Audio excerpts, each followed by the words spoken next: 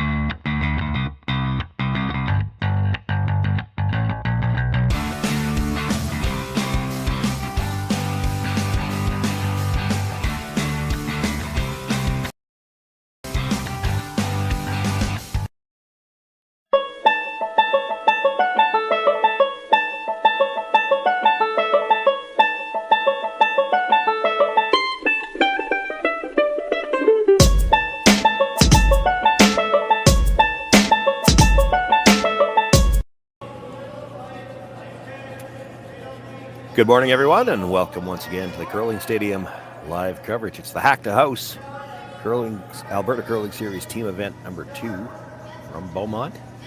We're at playoff time. It's Sunday.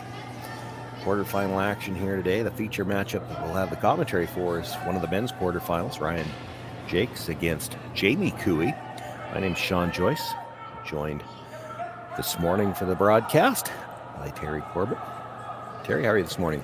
Good morning, and yeah, I'm pretty good. I'm looking forward to this game. It's the first chance I've got to see Jamie or Team Cooey this year. Already underway here. It was the Cooey team winning the draw to the button, so they've got, or at least I thought it was Cooey winning the draw to the button. The rock counter says they don't. Yeah, double checking. Yes, they have last rock. They still have 6 rocks left. When all else fails, do the math, right? Yeah, well, I'm looking at the rock counter, and there's only 5. Wait a minute. Yeah. Unless they're playing with 7 rocks. I've seen team play with 3 players. I've never seen anybody try to play with 7 rocks. Well, we had I think it was Team Jacques yesterday. They of course played a shot and removed a center line guard that was on the center line, so that end was like playing with 7 rocks. Yeah. Jamie wasted no time running up and ripping this off. Yeah. So 1, 2, 3, 4, 5. Let's peel the guard.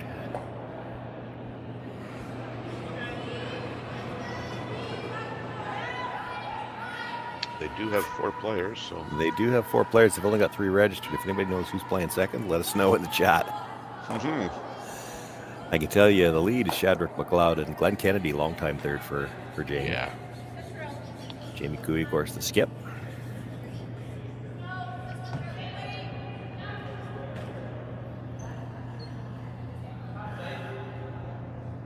For the Jakes team trying to put the guard back down. This will be the second. This is Jordan Tardy. The lead is Ethan Drysdale. Third, Ryan Perrant.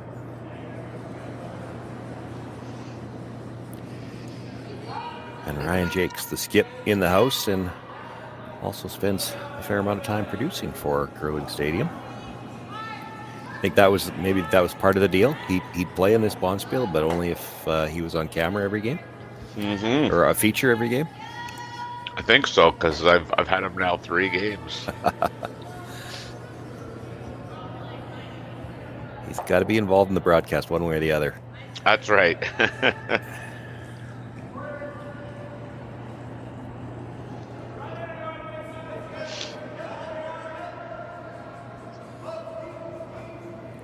Guard didn't quite cover all of it.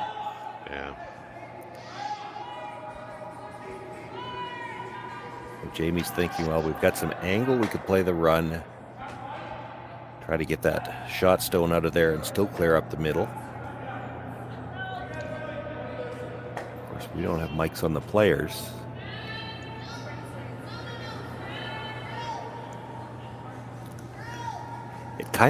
The discussion kind of looked like he was trying to convince them at the other end. That's right. Yes. Yes.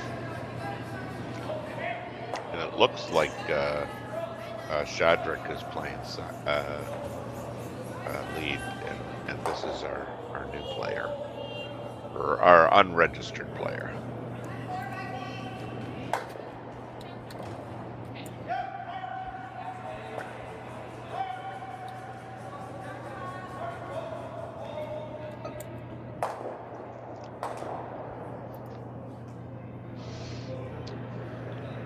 Looks like Jake's asking Baron to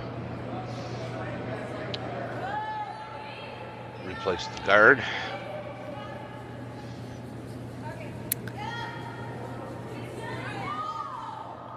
And likely will for a couple more yet. It's still a little scary in the house for Ryan.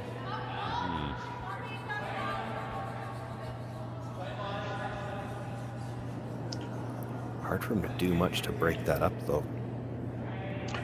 No, I think you're absolutely correct.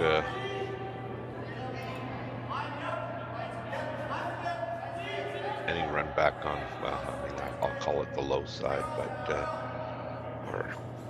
but it's depending on how you're looking at it. I think that the red goes over top, the yellow takes out the red, and we could have a fairly clean house.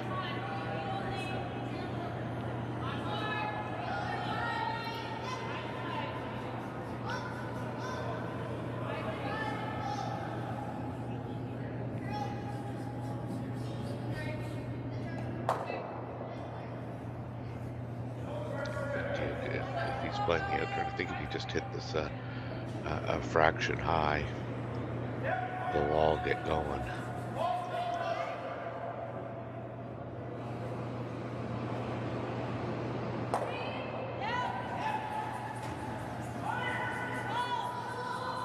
It's not going to be on the high side. Nope.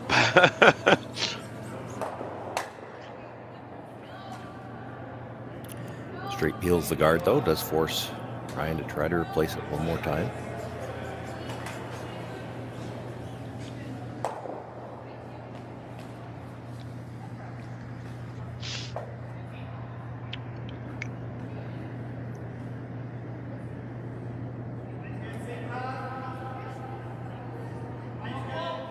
He gets so low there on his delivery.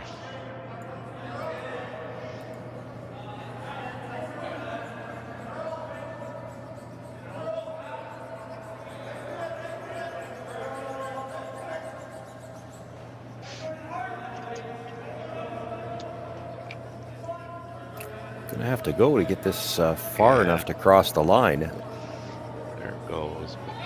You're right. I think he's likely coming after it directly now.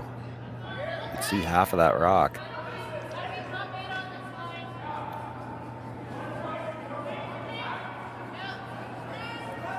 Jamie talking about doing it just with quiet weight first. Yeah. You wouldn't kill the red, but you'd keep both yellows around. That's and right. Of course your shooter, so the potential for a really big end here.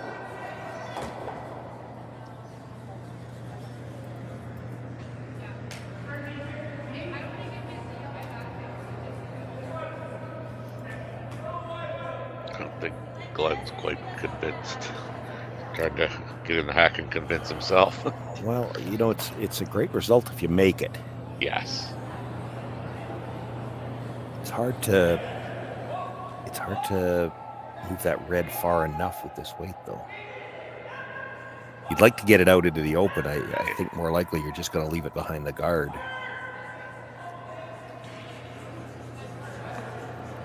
You can certainly break the existing freeze, though. Yeah. You did that. Yeah. Didn't overlap the first two yellows very well.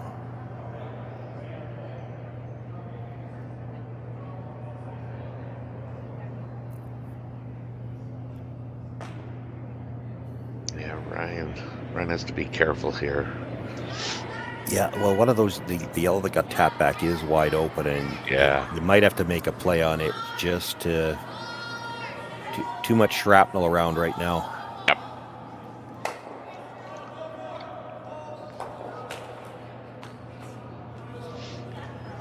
In last night's game, well, the two previous games, Ryan's had some really nice outcomes by throwing the rather quiet weight, like probably board weight. But he lost draw weight last night, so it'll be interesting to see whether that kind of resurfaces here somewhere during the game. 12 teams began play here Friday afternoon. It was 3 pools of 4, round robin play. Both of these teams ended up second in their respective pools with records of 2-1. And actually looking at the standings, this is the first men's game I called. I called a few of the women's games, but looking at how the standings shook out, it's entirely possible that both of these teams knew going into their last game that they were already in the playoffs. And if that's the case, that certainly can affect your focus. Yeah, we had Ryan playing. I'm just trying to think off the top of my head who it was. Oh, Vavrick. And both teams were 2-0. So the winner was advancing, we thought, probably directly to the semifinals. Yeah. And of course the loser was in a good position to move on to the quarters.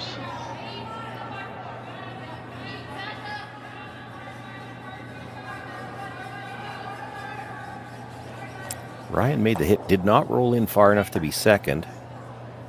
So Jamie will make a play on the yellow-red combination. And if he can make that, he'll have shot rock.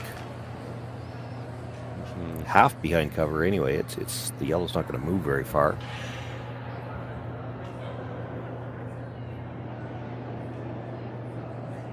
If he could make it and hold the shooter, Ryan's in a little trouble here. Yeah. I mean, I think the tough part will be holding the shooter. Yeah, it will be. He's got to get to everything he can see of it. I don't think that's going to happen. Almost didn't hit it thick enough to get it back there. But actually, by hitting it that thin, he squirted the yellow in further behind cover. He can't see it at all now. Guia's shot, important to note, he's also third on the red stone at the edge of the 4-foot's wide open, so 3 is still in play.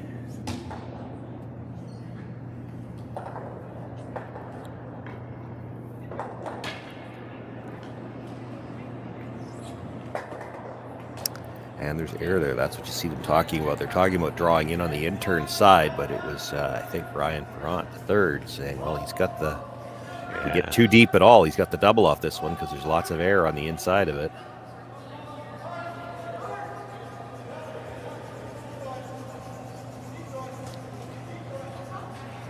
I don't think I'd ever be looking at the run back. It's tough to get anything good out of the run back. He's still going to get a shot for 2 out of the run because I don't think you're getting the top yellow out.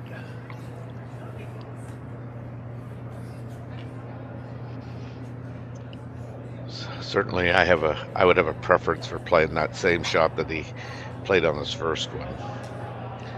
Trying to just get under it. Come off his own. Yeah.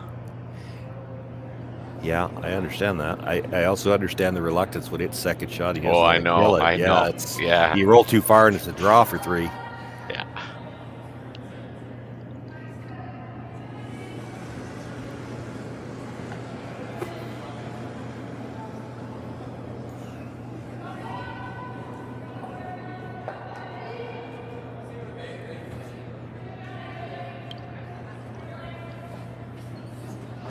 You don't make this, and it's really an open hit for 3.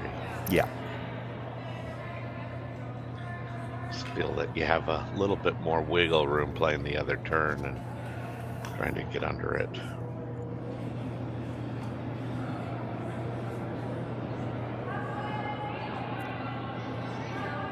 You really only have to throw kind of back 8 weight.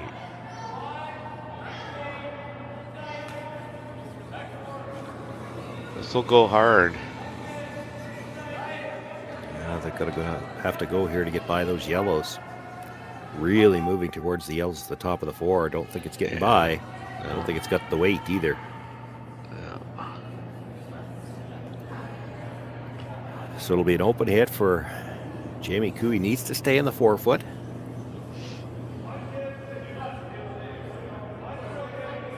Yeah, if he plays the other side, I mean, that coming up just short, might have been enough to add a little bit of protection to that second shot. Yeah, it may. Well, at the very least, it might only be a shot for 2 instead of a shot for 3. Yeah.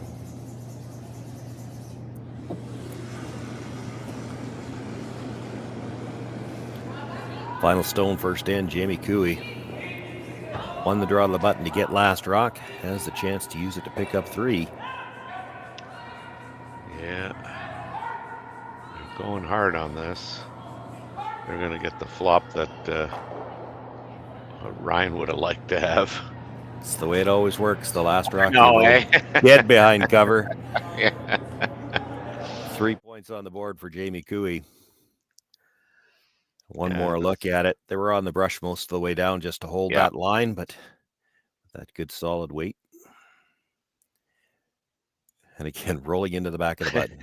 on the last rock, the row behind nobody could get, and the rest of the end, it's 3 points. Jamie Cooey with the lead. It'll be Ryan Jacques with last rock. When we come back for the second, here from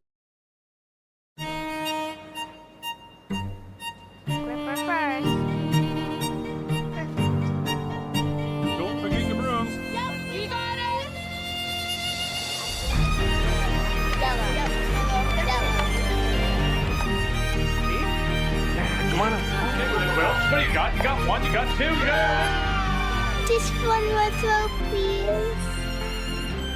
You make moments like these possible. Handcrafted in Canada, Hardline's Ice Pad has revolutionized curling for over a decade. Engineered with top-tier precision and durability, it is backed by an unmatched 10-year warranty. Designed for curlers at all levels to sweep effortlessly with maximum efficiency, it is trusted by the world's best curlers, including Olympic and world champions. It is quite simply the best brew in the game. Hardline. Join the revolution.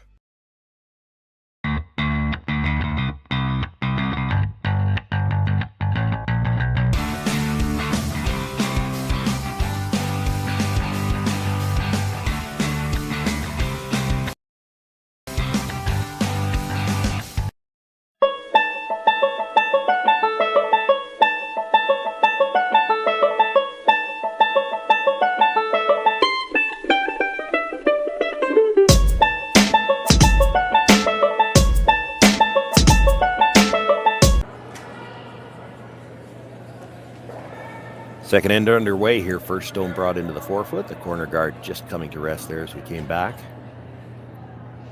Jamie Cooey asking for another stone into the 4-foot area.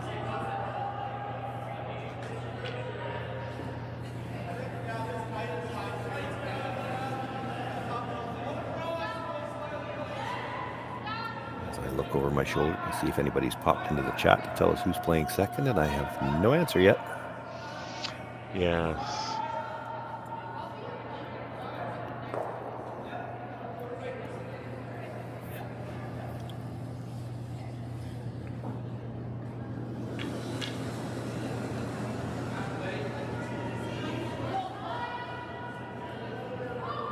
Now, did Ryan just call for a second corner guard? I believe he did. Yeah, I believe he did. And I don't know whether, I know Ryan from producing. I've talked to him lots of times on these microphones, but this is actually the first game I've seen him play, and I don't know whether this would be a standard that he's this aggressive or if it might have something to do with just how high that first guard is. It's hard to use it as much of a guard by itself, so you throw a second guard around it. You've got your double corners on that side. It is possible he's willing to play this way anyway. There are a lot of teams that like to play a little bit more aggressively in the even ends. He's got last rock and an even end down 3. It's the recipe for play aggressive. And by playing them on the same side, he's still got an out, if you want to call it that, an escape on the intern side for the draw if he has to save the end.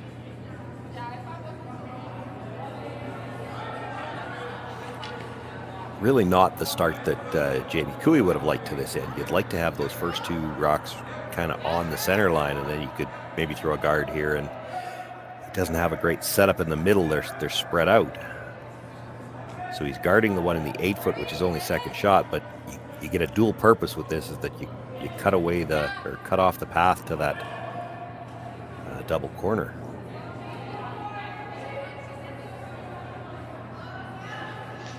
Yeah, that's true. And I see a lot of teams doing that now. Nose hit on the yellow would be close to the triple. Yeah.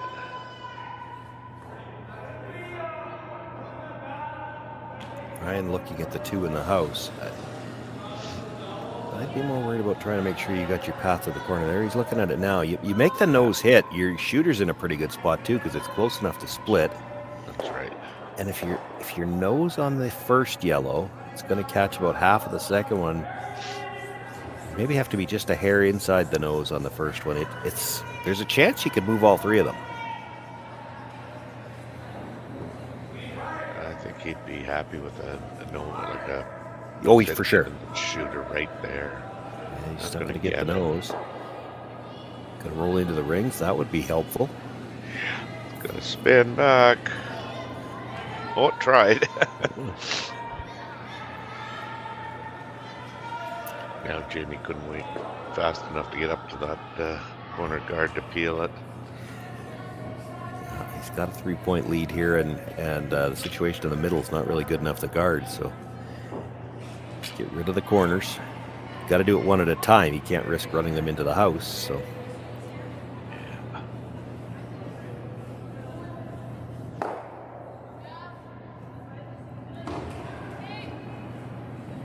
New guy makes the peel.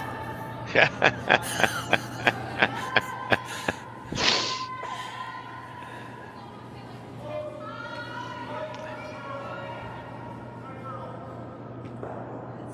if you're going to curl like that, you might as well throw your name out there.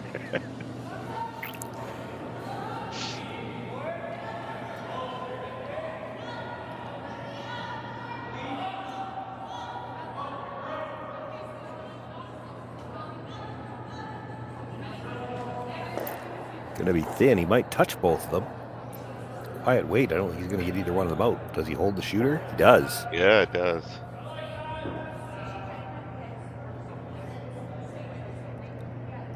Jamie not likely to ignore a rock in the rings, so he's going to play a hit on the stone in the rings. That means at least Ryan's still going to have the corner guard to work with.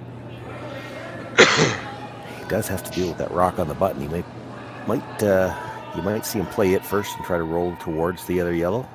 Roll in front of it would be great. You don't really need the double.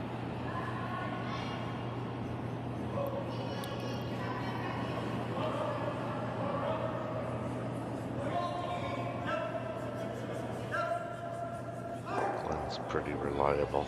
Yeah. It might have been a little uncertain how that one was going to run, so you throw a little extra weight in the wings. He rolls out.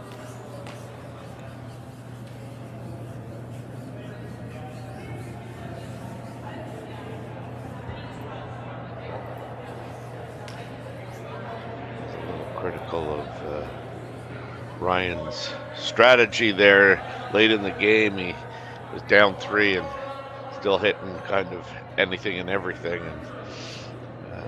and he didn't seem to put himself in a very good position to generate much, but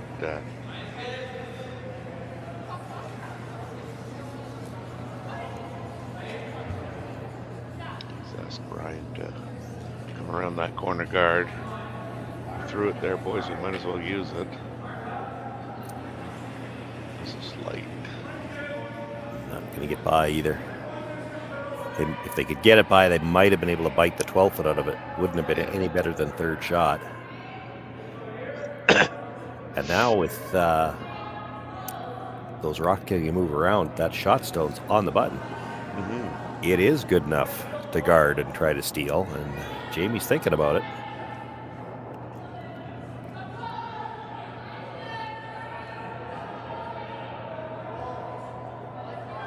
Obviously, he didn't think long.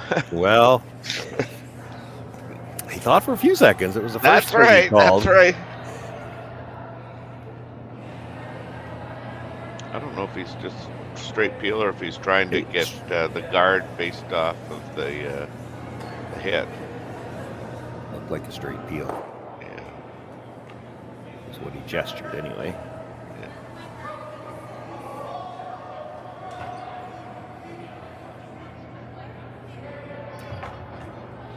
Give Ryan a second chance at this.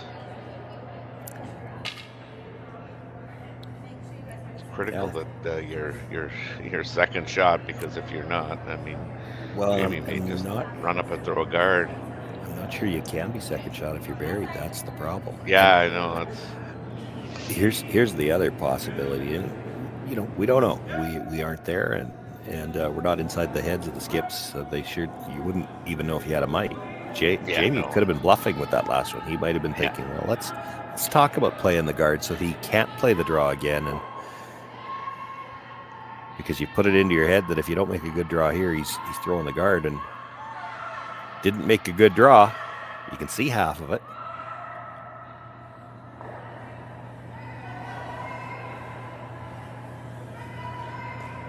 Jamie's going to go after it. Quiet weight.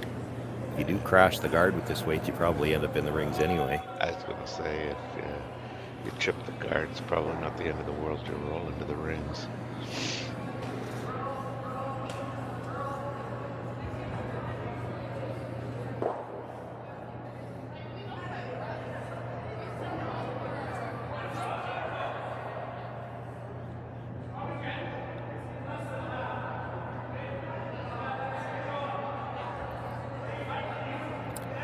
Looks like he changed the call from the Hacks feeling he can't see a ton of it, so they're just going to play the draw down to it. If they tap it back a little, that's fine. But you're probably fine playing this. Ryan's only got 2 rocks left, so he can't really be freezing to third shot again. Well, I guess it was the second.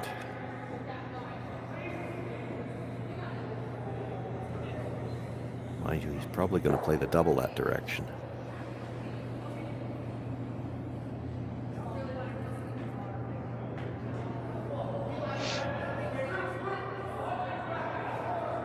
This has got a lot of room right now. Really trying hard to go. Oh, good shot. They'd have enough weight to get it all the way out of the rings too. Yeah. Just. Yeah, that's real good control of your weight.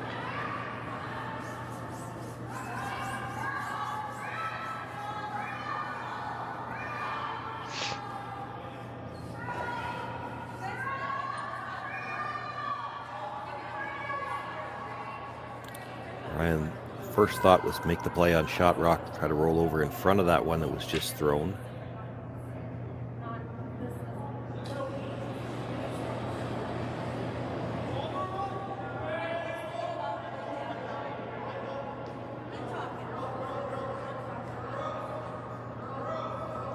I'm not sure what he really decided on, but by the ice, I'm thinking he probably playing the hit.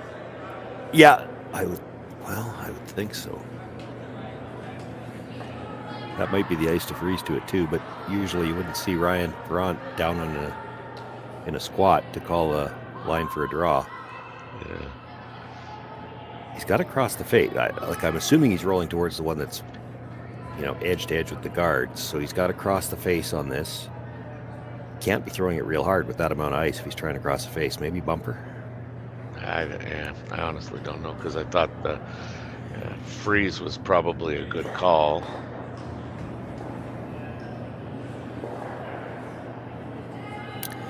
It is the freeze, looks like.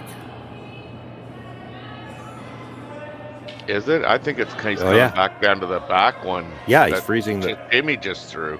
He is, yeah. Unusual to see the the vice in the house holding the broom in a squat for a draw.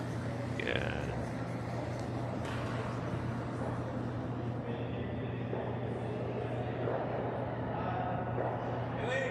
Comes up light, and here comes the guard.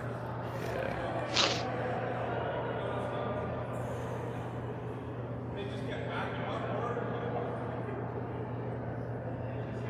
I'm not sure there's any place he could have put that this guard wasn't coming. I mean, if you lock the freeze on, he can't get it out, he's going to guard.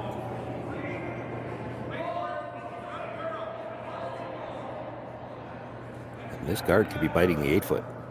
It could be full 8-foot, that's what Glenn's talking about, because the 2 biters at the back, if you force Ryan to play the double, where his shooter wouldn't be shot rock yet, well, that's no good to him.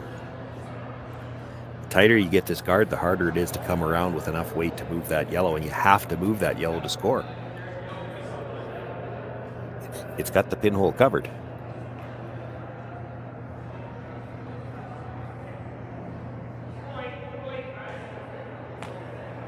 I think it's safe to say Ryan's dug himself a hole. Yeah. You make this guard good. Does Ryan have to look at the double angle run on those 2 reds? Is that his only shot? You're laughing, but what else? I know. I'm laughing because that might be all he's got. That might be it. And the angle's not horrible on them. There's a little distance between them, but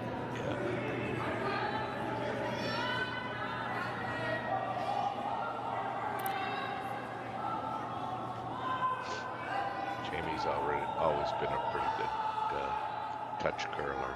yeah, he left that a little higher than he would have liked, and there's probably room on the in-turn side. Yeah, there is. I'm sure he would have loved that to have been top 8. Yeah, even with that line, if it's top 8, like you could see a sliver of it from the Hacks, but that's right. If you're top 8, that doesn't give you a lot of room after you get by the one that Jamie just delivered to get to enough of that Yellowstone on the button. It's still tough because he's got to throw enough weight to move it. Like, let's do the curler's math here. You're going to lose some weight in the transfer. You're not going to get anywhere close to the nose. Like, if you get to half a rock, that's probably the best you can hope for. And he's got to move it all the way through the button. Mm-hmm. You're going to roll a little bit. Like, he's probably got to have back 8-foot out of this and still curl half a rock after. That's right. After it gets by the guard. And that's assuming they're tight by the guard. This is not easy. No. It's not the shot you want to have to throw when you're down 3. Ryan Jacques with his final facing 3, down 3. Needing to tap the stone back off the button, hold his shooter. They've switched the brush to curl now once they know they're by. Can they get enough finish here? He's going to catch the yellow. But the red moved farther than the yellow. Yeah. It'll be a steal of 1. Jamie Cooey with a 4-0 lead now. Ryan Jacques once again will have last rock in the 3rd. You're watching the Hack2House Alberta Curling Series on Curling Stadium.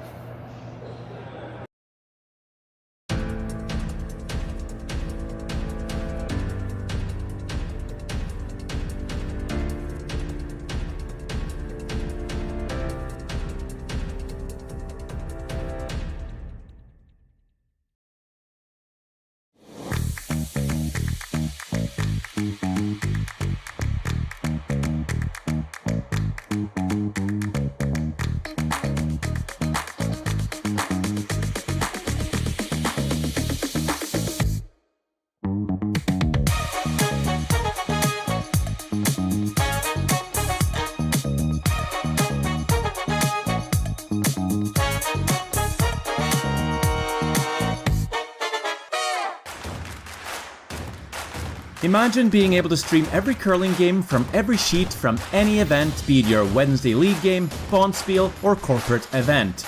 Curling Stadium offers an all-inclusive streaming solution featuring high-quality cameras, ease of use, great reliability, and minimal installation. Offering your sponsors customizable ad space on your streamed curling games and being able to sell video packages to your corporate events for increased revenue. With Curling Stadium, you can stream to any device, be it your mobile phone, tablet, or computer. Push the feed to your desired platform, be it Facebook, YouTube, or any other social media.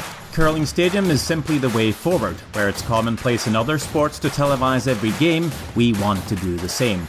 Curling is a global sport, and it's time it gets the coverage it needs. Make your curling club the next Curling Stadium.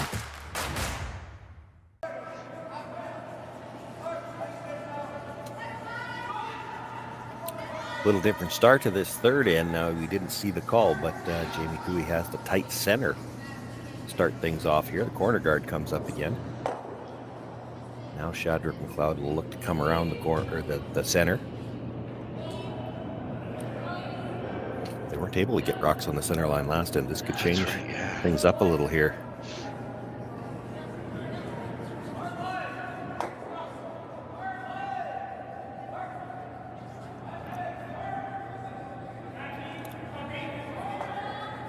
Really working hard to get by the guard.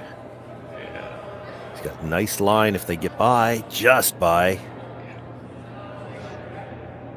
Brings it into the top of the 8-foot, dead behind cover. And can't do much about that. Did throw 2 corner guards last end, but he knows he's going to have to deal with the rocks in the middle of this end, so he's going to come around now, come around the corner.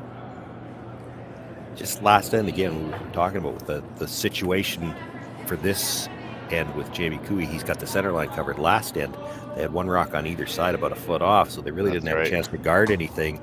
Ryan wasn't as worried about him, and that might have played into his decision to play that second corner guard last end too. This time he knows he's got to clean up the middle. Yeah. This looks like good weights.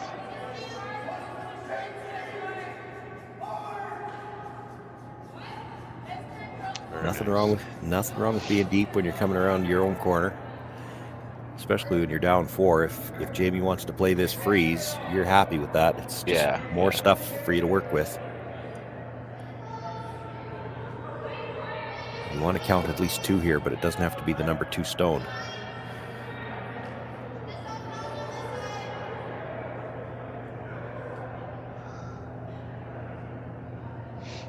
So new guy being asked to make the freeze.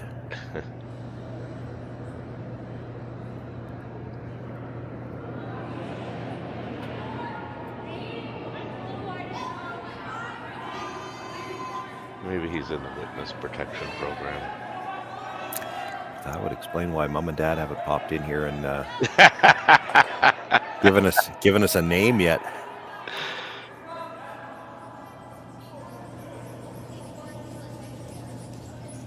Working hard to get the curl just to make sure they make contact with it. It'll nudge it over a little bit. The yellow stays for second shot, but the red's still half behind cover.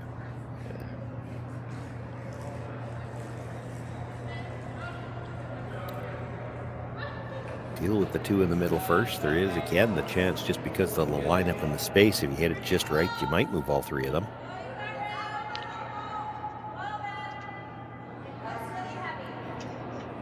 Looks like they're going to play this with a lot of weight.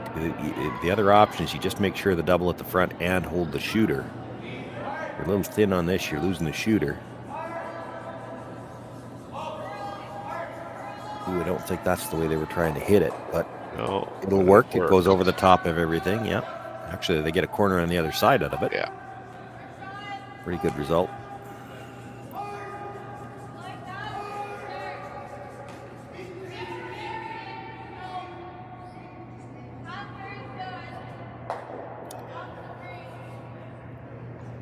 Jamie electing to run this corner guard off and open up the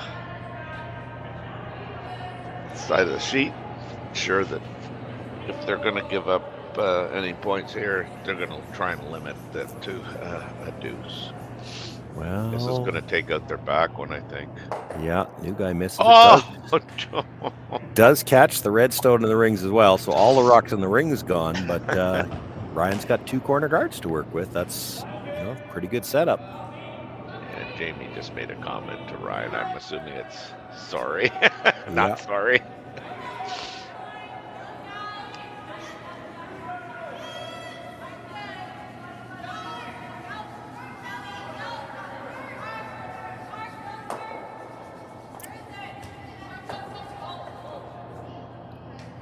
You have to think, looking to come around. Well, Ryan Perrant wants to talk about it. There's 2 schools of thought here. Usually if you're trying to score 3, you come around the worst guard first and let them peel it. The problem is, and I think that's probably what Ryan Jacques was thinking, the other guard's higher. If you come around it first, that's the guard Jamie wants to peel because that's the one he can make the double peel off of. That's what he's looking at. There's a double peel off that guard. So you come around the tighter one first. Let him peel it because he can't make a double off of it. And then you come around the other guard.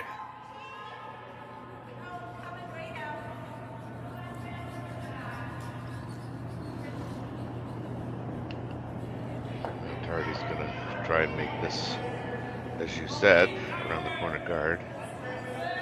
It's a little tighter to the rings. Yeah. And I think they're even indicating that they'd like this deep, and part of the thought there is you've got to be buried, but you want it in a position where you could still get shot rock around the other guard. Yeah. And, you know, if you're in the back 12 and Jamie decides he wants to freeze to it, well, you're happy with that decision anyway, so. Yeah. Good throw. Yeah, and I think if Ryan's thinking the same way I was, it's a well thought out process to make that call. There's no bad result for Ryan here. If Jamie peels the guard, you come around the other guard. If he makes this freeze, you're freezing back, and you're going to have a chance here to build something. Yeah, and I think at this stage, I mean, that's all he's asking for is a chance to build something. Yeah. You know you've got a shot for your one in the middle, so now let's see what you can do with some shrapnel on the edges. See if you can't get a half shot somewhere along the way and maybe have a chance to score 2 or 3 yet. Mm-hmm.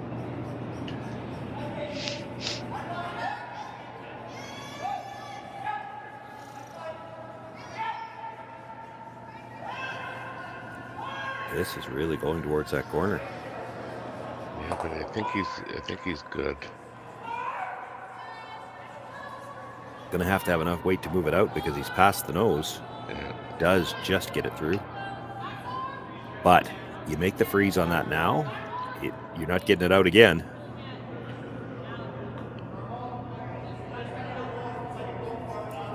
This was part of the reason you came that far back. If they played the chase like that, now you get the freeze, you're protected from the front and the back.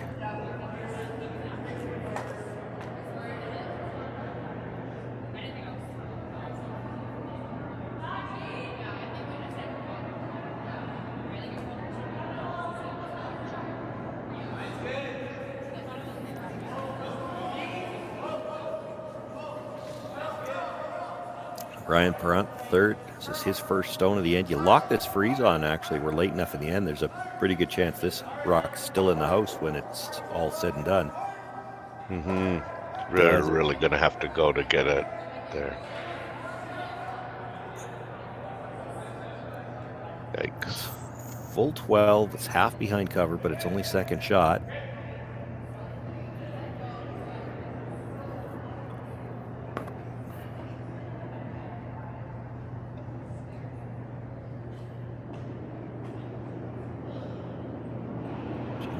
Just picking it.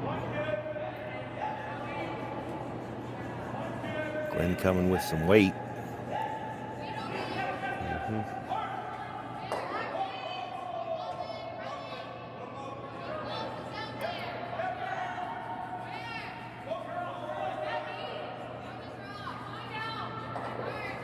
Another attempt for Ryan Perrant to make the freeze.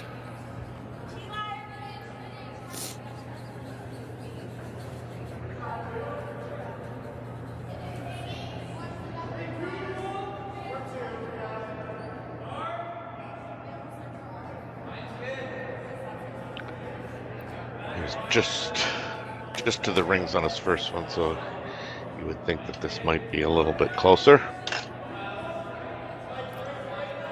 Line looks really good. Brusher's still no more than a clean. Might be a little strong. Yeah, it is. Get a piece of it, but I think he might roll too far.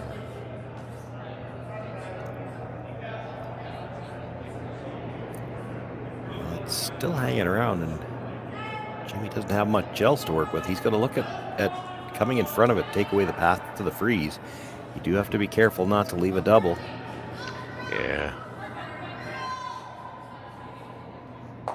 And if you get it lined up, is he in a position where he needs to play the run double?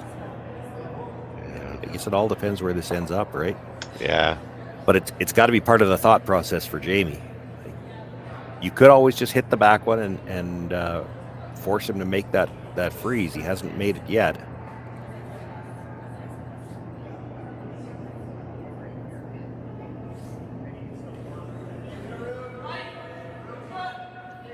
Yeah, I mean, I'm not sure. I don't kind of settle on the hit and go. I think that's what Glenn's talking about now. You peel it out. JB's saying, well, we could hit and roll open. It really doesn't matter if you stay, because they're never blank in the end. They can't get to the the Yellowstone at the back to blank, so you don't have to stay on this. Mm-hmm. You can't stay right there, though. That's just a pocket. That just makes the freeze too easy. Yeah.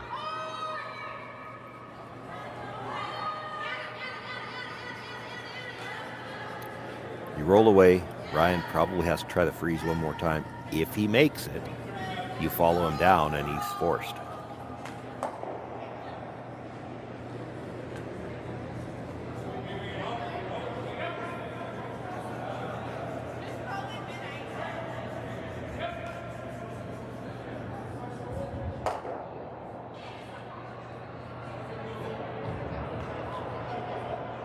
Does roll the shooter out of play. Yeah.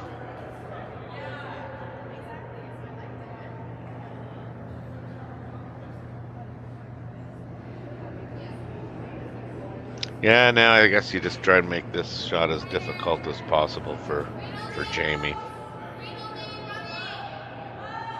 It's not ideal. Well, and again, no mics on the player, so just before he put the broom down for the freeze, they were looking at lines, and I just wonder if Ryan's thinking, could he be thinking, if we make the freeze and then they freeze not quite on the face, I've got the run back? It looked like he was looking at line there, right? So if you lock this one on, Jamie follows it down and he's a little off line. You know that the red one in the middle is not going anywhere. It'll be a lot of room between the rocks if you wanted to play the run back, but it is for 2. He's 4 down in an 8-end game. I know.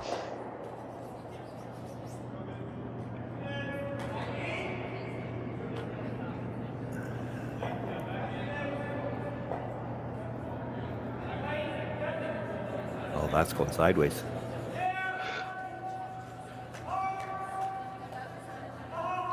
Not going to get a buy either, I don't. Yeah, that made a sudden move. I don't know whether it maybe grabbed a little bit, but it was gone.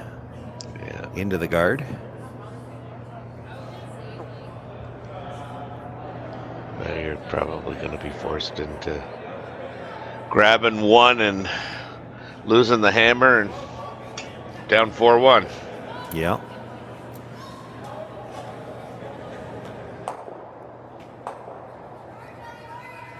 Jamie can force him with a nose hit here, but Ryan's had some trouble with draw weight so far in this game.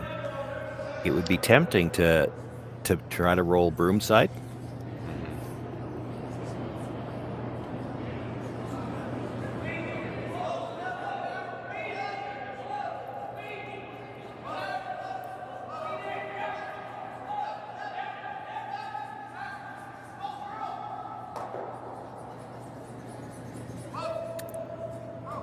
Well, he's maybe not forced to take one. I mean, I probably would.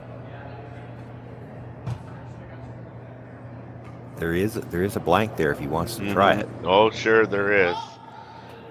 I think you can nose that and get one. Yeah, I think so. I'm probably doing that too. I don't think he can go down 5-1 or 5-0. Sorry.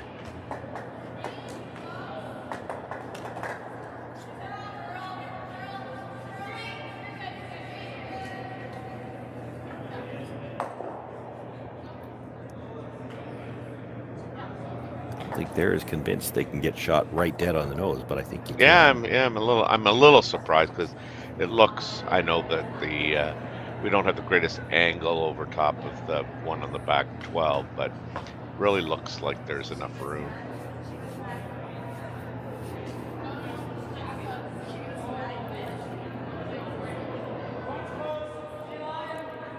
I said this yesterday.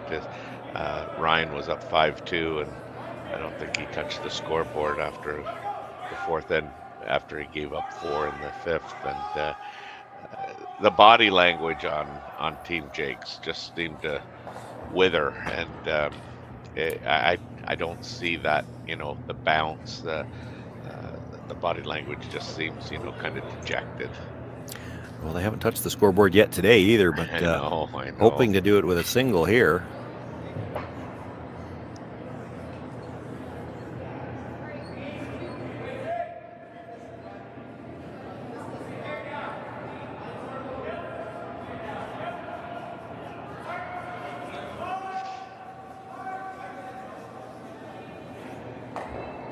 There we go.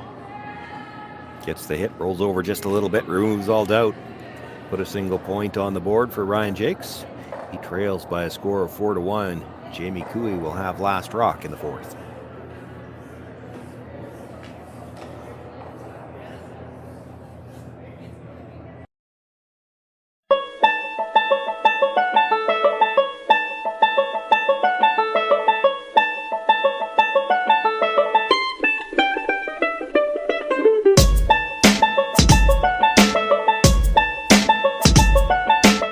I don't remember a time when curling wasn't a part of my life.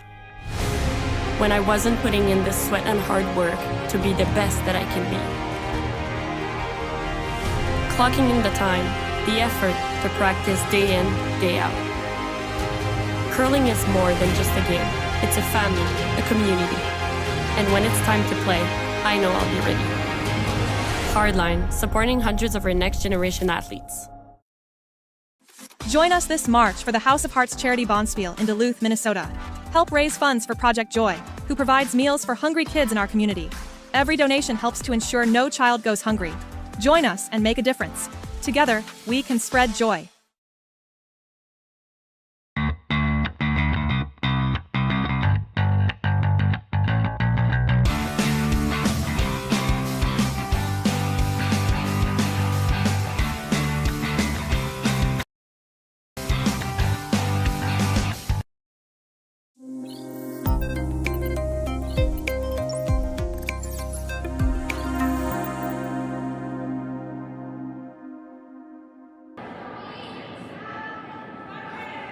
First center guard thrown up nice and long here in this 4th end. You got to think we're into 2 center guard territory here for Ryan Jacques. Jamie Cooey looking to come around it now with lead stones, Ethan Drysdale. Or pardon me, this is Shadrach McLeod. Ethan's on the other squad. Got too many lineups in front of me.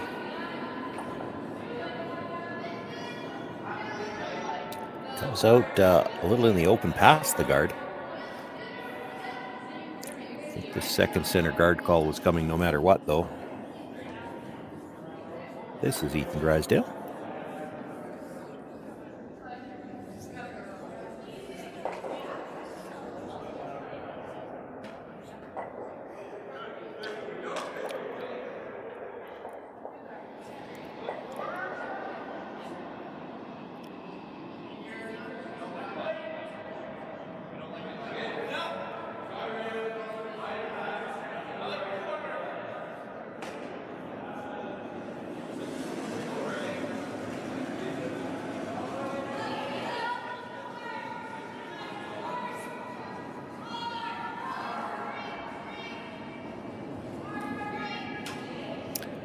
Come up a little short of what they had in mind. They would have liked to get that tighter to the rings and on the center line, but it does provide a second center for now.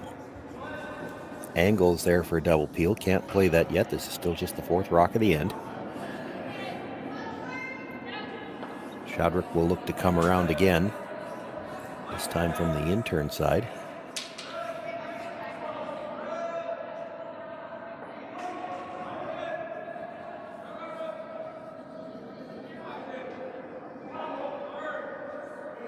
Nice line by the guards.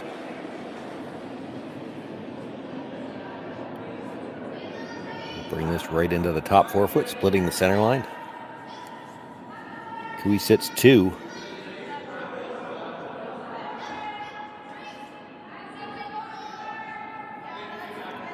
Now coming around on this side, because there's a stagger on those 2 red guards. There's a lot of room between the guard and that rock that was just thrown. You saw it had a ton of room by the the guard. Ryan hoping they can get to it with enough to move it. Hoping to move it behind the tee line, even if he just moves it to dead even with the other yellow for now and forms a pocket. Because you know that Jamie Cooey's likely peeling guards on the next one.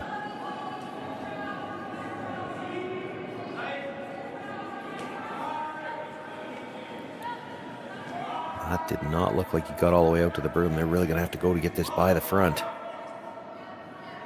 Not going to get by.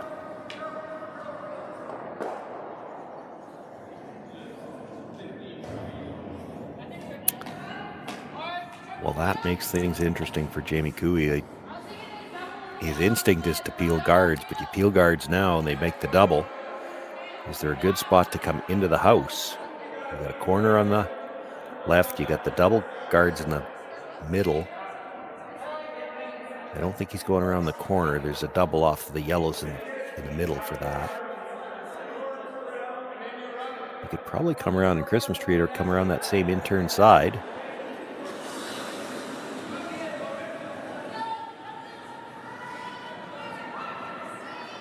That's what he's looking at. That's what they're going to play.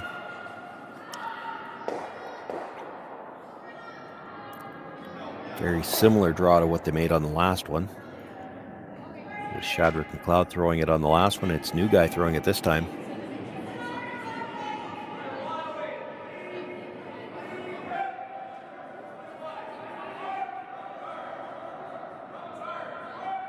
This has got a lot of room.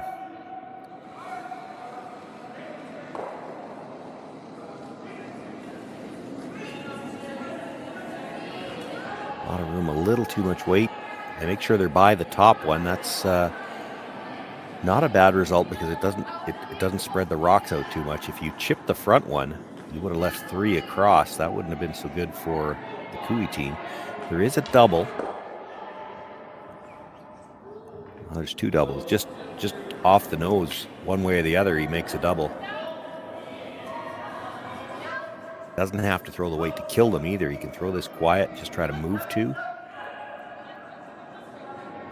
Doesn't mind leaving them in the back of the house. He's got to get rid of all the rocks in front of the tee line.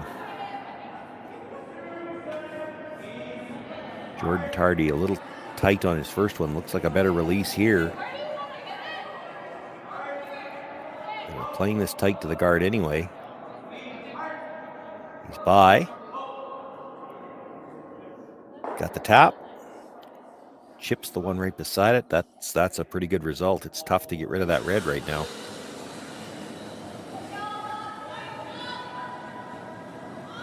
Jamie Cooey does sit 3. Now it's time to get rid of the guard.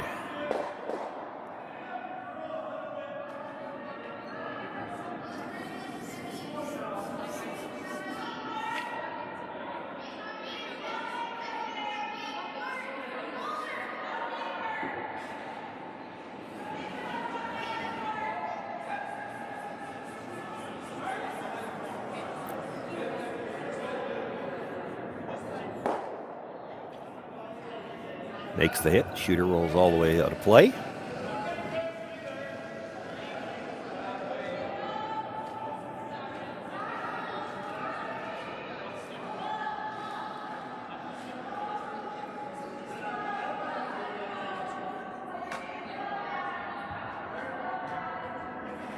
So Ryan looking for the guard here. Needs to just cross center. He doesn't mind leaving the side of that stone on the center line side because it can only be jammed into the yellows if you leave that side.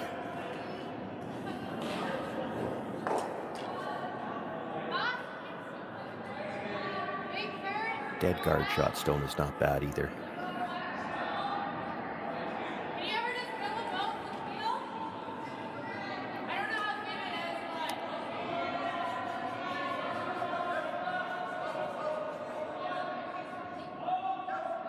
Good shot. Jamie Cooey will ask for the peel on that again.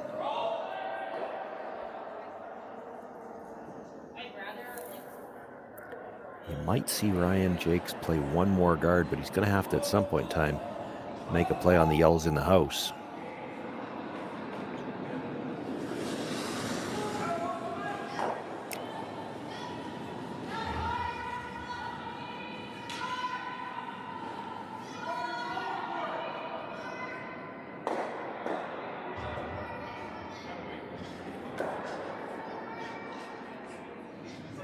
One of the things you have to make a decision here if you're the Ryans, Jakes and Perrant, is are we still trying to steal here, or do we want to make sure we don't give up a big end? Because you give up a big end, it's probably handshakes. You make the double on the yellows, it's close to making the triple.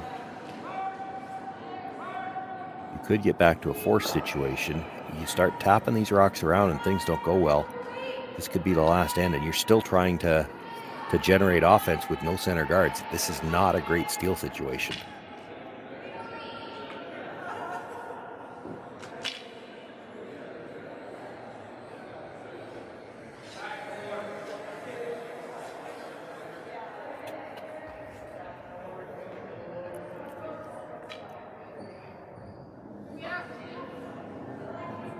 Just a tough shot. They're looking to jiggle the yellows around. The problem is by the time you're by the corner guard, it's awful hard to stay on the broom side of that yellow with the weight that they're going to throw here. And if he crosses it a little bit, just going to tap it straight back and leave a double on the reds with nothing to jam on.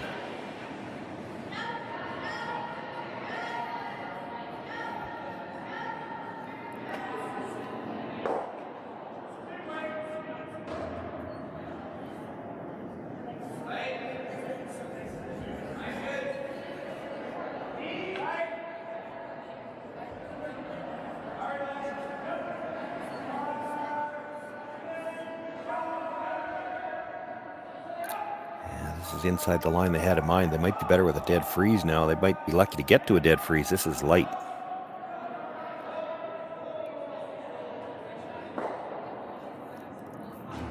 They bounced it just enough off their own red that if Jamie tries to play the double, I do think it probably comes into the Yellowstone.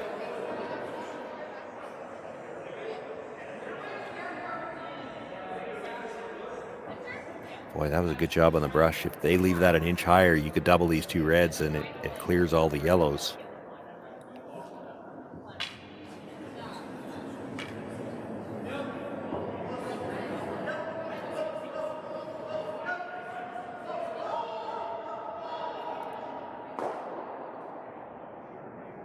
With Jamie and Glenn are wondering if we hit this right on the nose. Yes, it's probably coming into the yellow, but will it still spin out? And it might.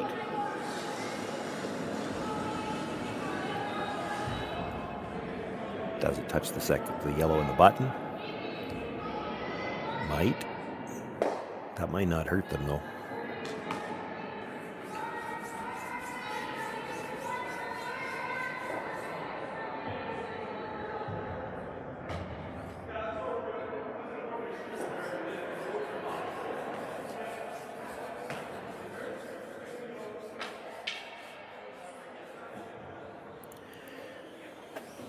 Looking to hit maybe 3/4 broom side, roll over towards the corner guard themselves. Now the problem with that is when that red comes back and touches the yellow, it's probably coming in behind your stone. But I mean, as long as you're sitting 2 after this, you're in good shape. It's hard to know for sure exactly how it's going to hit that yellow in the top of the forefoot. Nice job by the Bruce to move in closer. You really can't tell. You know, it's coming back that direction. If it gets to the broom side of it, does it move both yellows? Will it stick it right there? Will it roll towards the corner? And, you know, if they were a lot more certain, they would have played this a lot quicker. Boy, you can't afford to overcurl this, and he did.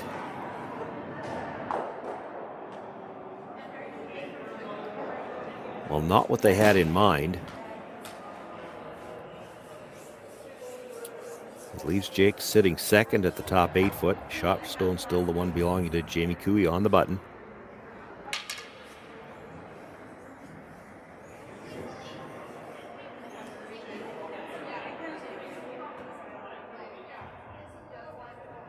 Same danger here though for Ryan Jakes. You play the freeze on shot stone. You could leave a double to sit 3.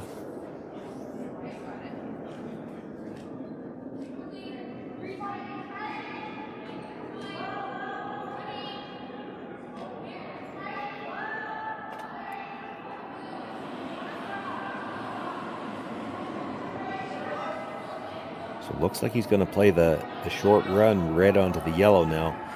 His shooter's not going to be second shot, so he can sit one off this, but might be able to get it rolling in behind cover on the long corner in front of the back yellow.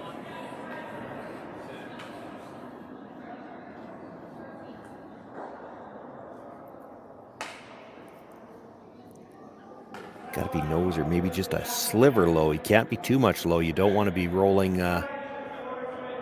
If you roll your shooter and stuff it, it's going to be an open hit to sit two.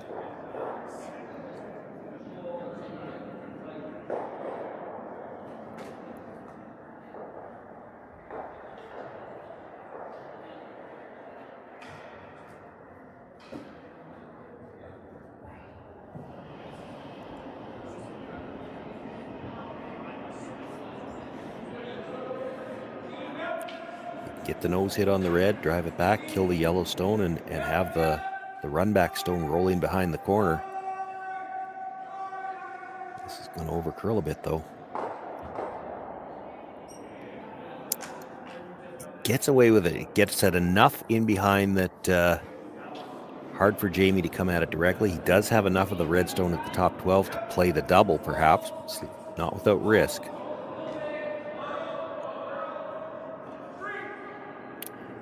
Jamie might be looking at the long double. A thin double hit about a third of the rock and go across the house, get the one at the other side of the 12-foot. You'd sit second, third, and fourth. I think with that broom, he's looking for the nose hit double. Yes.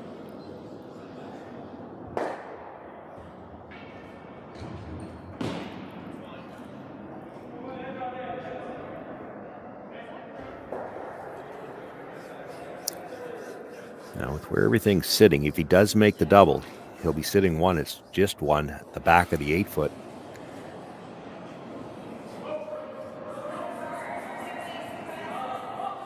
Sweeping for curl right out of his hand. This might be the double the other way. It's actually going to be a little too thick for that and goes over the top.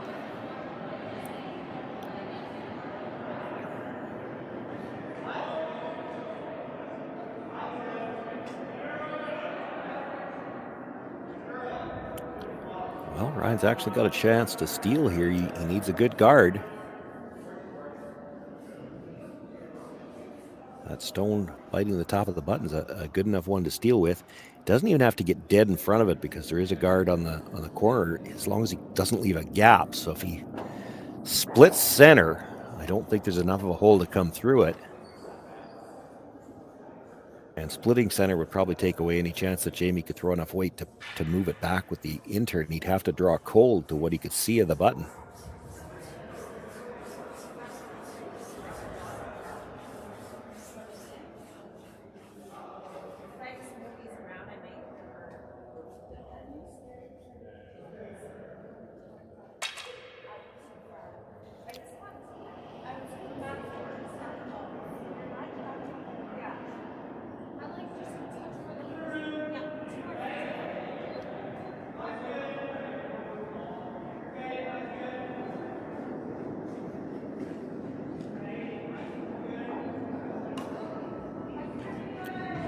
Final stone for Ryan Jacques here without last rock.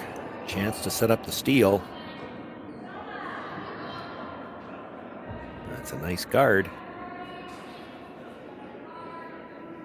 Jamie not real interested in trying to draw to the button. He's going to come off of his own stone and see if he can't score two. Looks like it's about a quarter of a stone, maybe a third.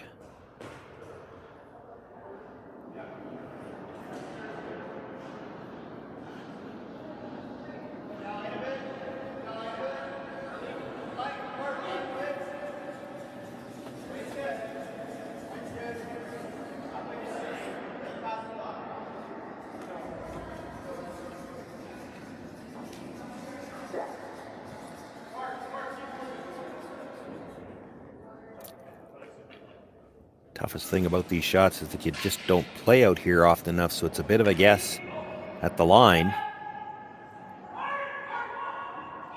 Boy, he's close. Is he a little too thick, maybe? He'll touch it. continues on over the top, just moves it to the back four. It's a steal of one.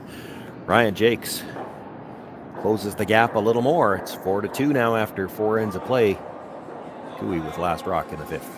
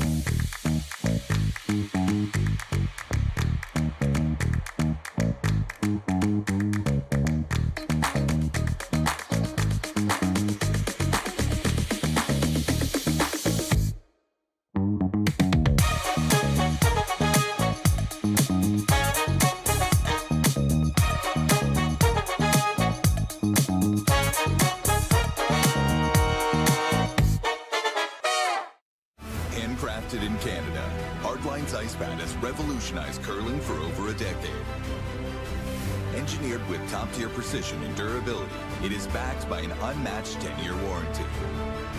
Designed for curlers at all levels to sweep effortlessly with maximum efficiency, it is trusted by the world's best curlers, including Olympic and world champions. It is quite simply the best broom in the game. Hardline. Join the revolution. No answer either. That's unfortunate. Still trying to find out the name of new guy for the Cooey team. Nobody's managed to help us in the chat yet. We've checked with local committees.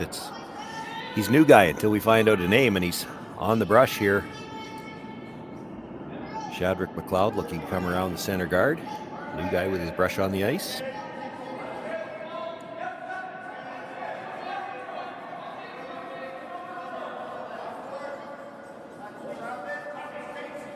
Steal of one there by Ryan Jacques, closes the gap a little bit.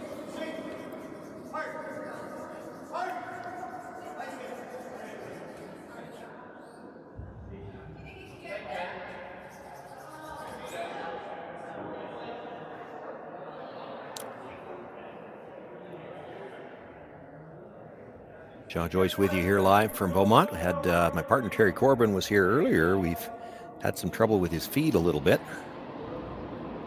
Have we got you back, Terry? Yes, yes. There we go.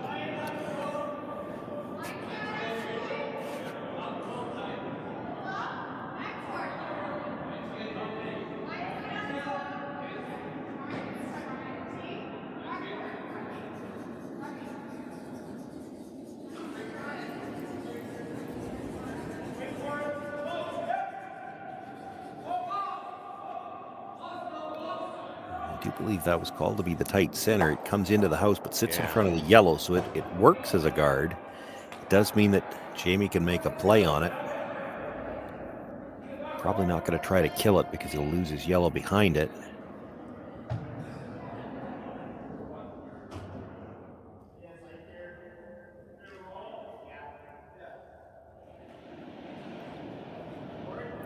Looked like the indication was he wants to chip it thin and get it all the way out into the open. The other option here is you try to get to about 3/4. Yeah. Break the existing freeze and leave a good angle on the yellow-red.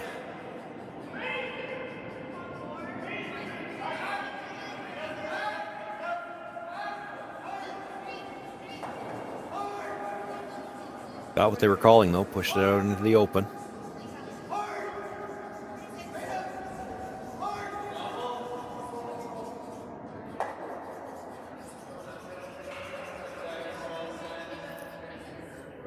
There's a double available on the yellows. The problem with playing the double is you know that Jamie's going to start hitting.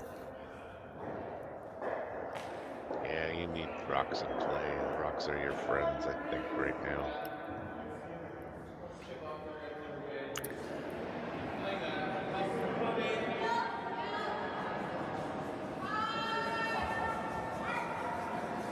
So looking to come down in between a port. I mean, it it can't look good from the house, but it's from Yeah. the hack, but it's there. Come around the guard, past your own red, freeze to the yellow at the top of the forefoot, and then see what happens from here, because you know more than likely the next call from Jamie Cooey is to peel that center guard.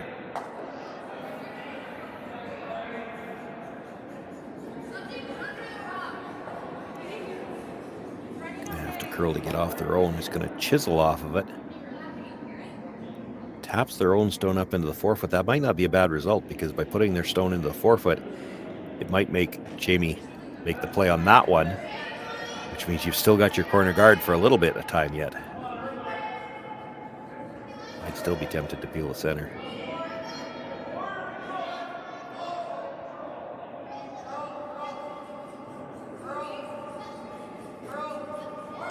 I'm surprised Jamie's not peeling the center, actually. This rock's not hurting you as much as the center guard is.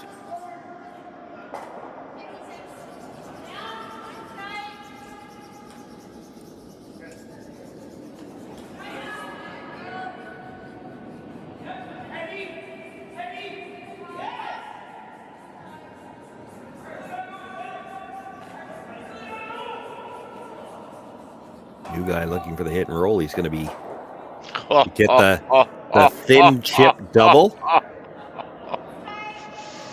can't even call that plan B, but Jamie did see it because he called the brush off as it was coming into the house, realizing that if they got by that red, they were going to go straight. They'd have made the hit, but they'd have rolled out.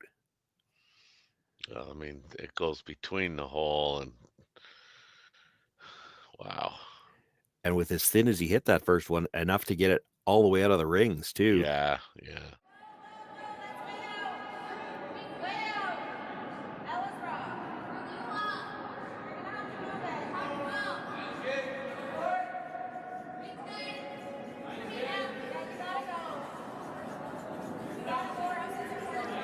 Like the bonus.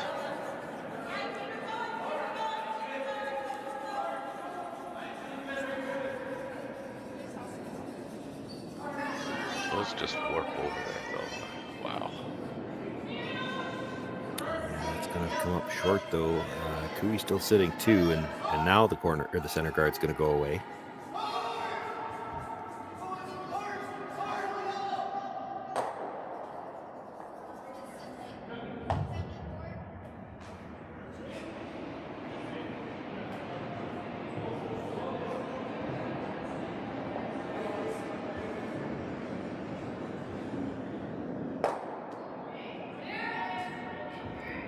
No adventures on this one. New guy makes the peel.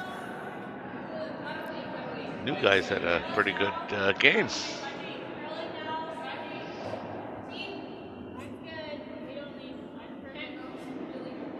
I don't know how to score that last one, to be honest. How do you score it when you played it made a great shot, but it was a shot you weren't playing? If you knew it was there, you might have, but... Yeah, I know. As my friend would say, Terry, it's not pool. Come on. Yeah.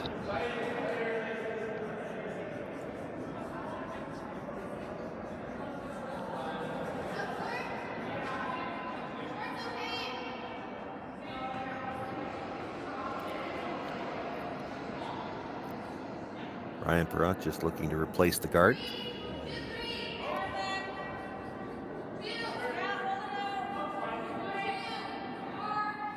Jamie Cooey just wondering which side Glenn would like to peel his guard out on.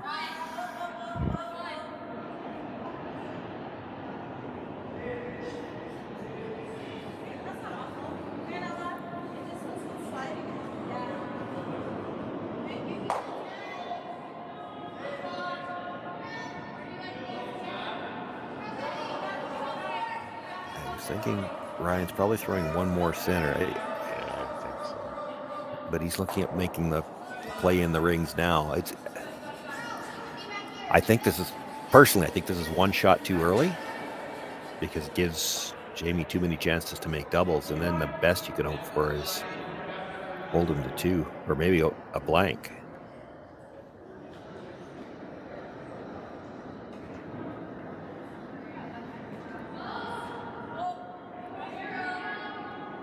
Well, this is even touchier still. He's just playing it as a tap back. Boy, you leave the double, it could be 3.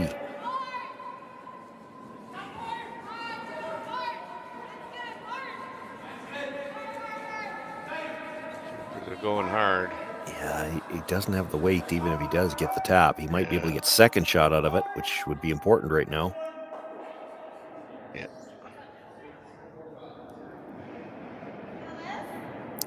Yeah, but I think the angle on the yellow-red still passes by the yellow in the forefoot.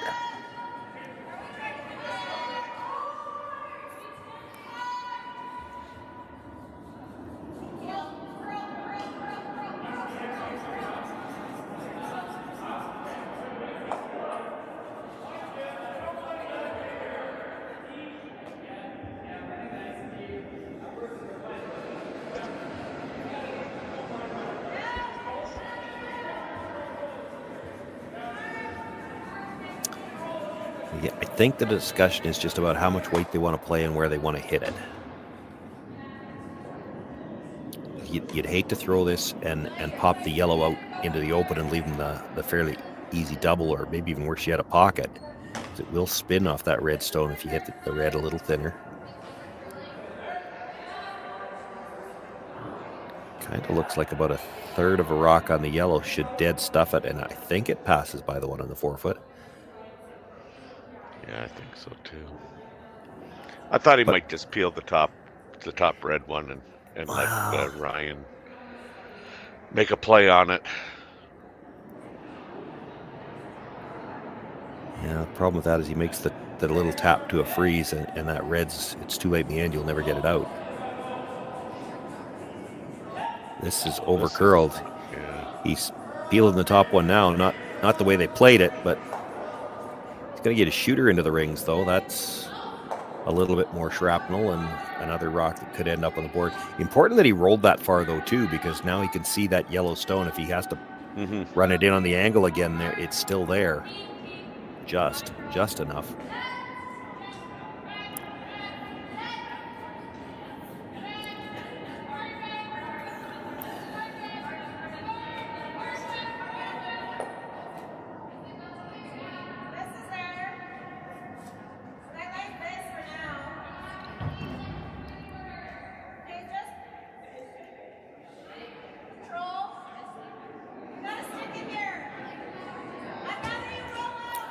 Ryan's first thought was to just tap up to the freeze.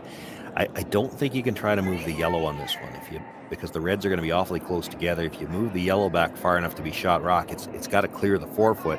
You're going to leave him room to make the double. Now the other option, and I don't think they've talked about it, you could play this with a little bit of weight. Play the red onto the yellow, maybe try to square it in behind the corner and roll over to the 8 foot on the other side. You're not thinking steal if you're doing that. You're thinking force. Now they're looking at it. You could sit 2 well separated and maybe get back to a force that way. It was interesting that Ryan looked at taking away that the angle that raised that Jamie just tried.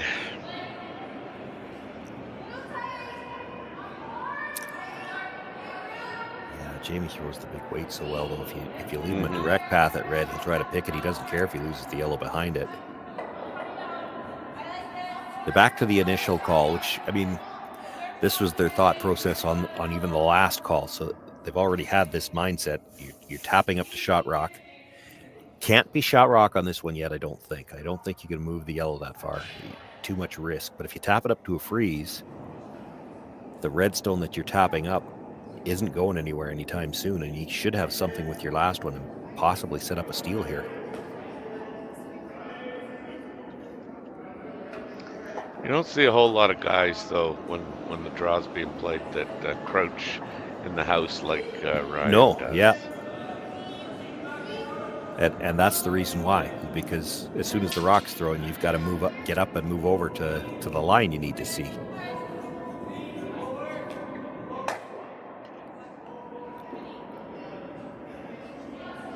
This is going to kind of work out like you were talking about. Well, no. To play that shot, you need more weight. There's room probably for Jamie to make the double. you're almost playing it like you're trying to. You could actually miss the first one, hit the one that was tapped up, hit the back end of the second one. But if you just rub the one on the center line first, you'll make the double that way too.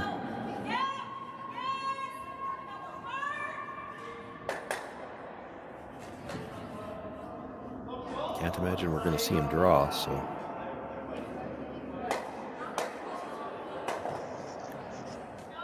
There, he's looking at it the way I was talking about it now. You make the port, hit the red stone that's just about in the 4-foot first, and there's no hole. You're going to hit the back end of that other rock. You might even actually, if you just clear the first one, you might actually miss the yellow in the 4-foot too. He won't care if he loses that as long as he loses both reds. Looks like he's playing it the thin way. He's going to try to hit the one on the center line first with the out turn, so he'll come off a little lower. It's really thin.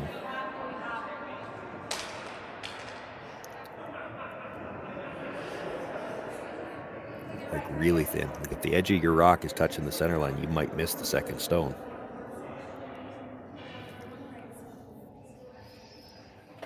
This is less than a quarter. Yeah, we're about to get a result here very shortly.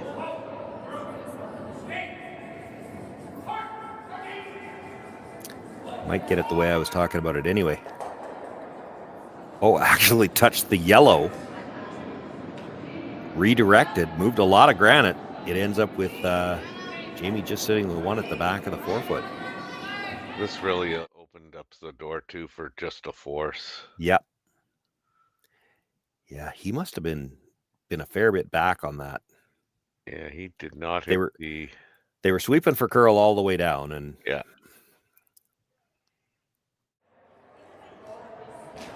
Does mean Ryan can simply hit that stone at the back. Even if he doesn't stay, it's a tricky shot. But if you stay, certainly you've got the force. I think if you rolled away, Jamie would try the short little runner because it is potentially for 3.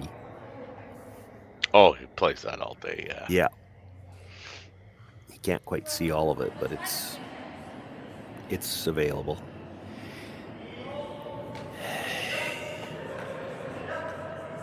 Not really any great place to roll to make this any tougher either, so you may as well try to hit it right on the nose. Yeah, I think that's kind of the safest shot. I mean, I guess if you could roll full 8 on the other side, he wouldn't have a lot of room left to roll if he decided to play on it, but you'd be flirting with, you roll too far and there's a shot for at least 2.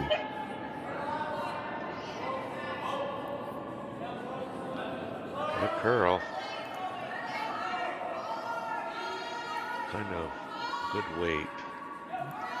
It's really gonna curl. Good shot. I think it stopped just in time.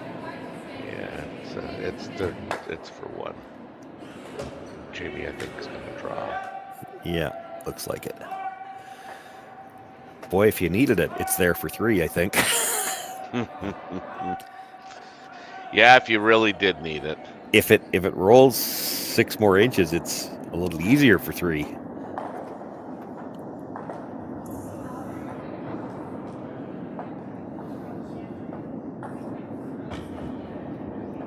As it is, Jamie making his way down to the hacks with his final stone here in the 5th end. Looking to draw, and he needs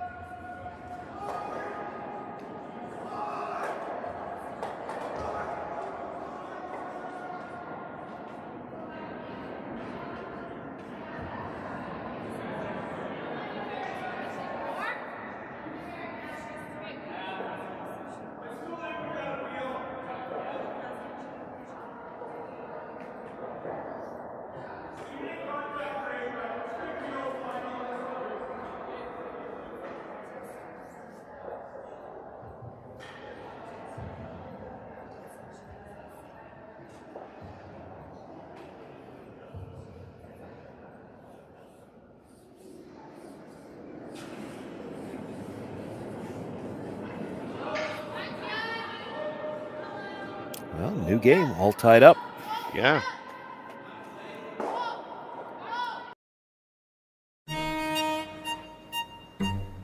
Gripper first. Don't forget your brooms. Yep, you got it. Yellow. Come on up. Well, what do you got? You got one, you got two, you got... Just one more throw, please. You make moments like these possible. Handcrafted in Canada, Hardline's Ice Pad has revolutionized curling for over a decade. Engineered with top-tier precision and durability, it is backed by an unmatched 10-year warranty. Designed for curlers at all levels to sweep effortlessly with maximum efficiency, it is trusted by the world's best curlers, including Olympic and world champions. It is quite simply the best broom in the game. Hardline. Join the revolution.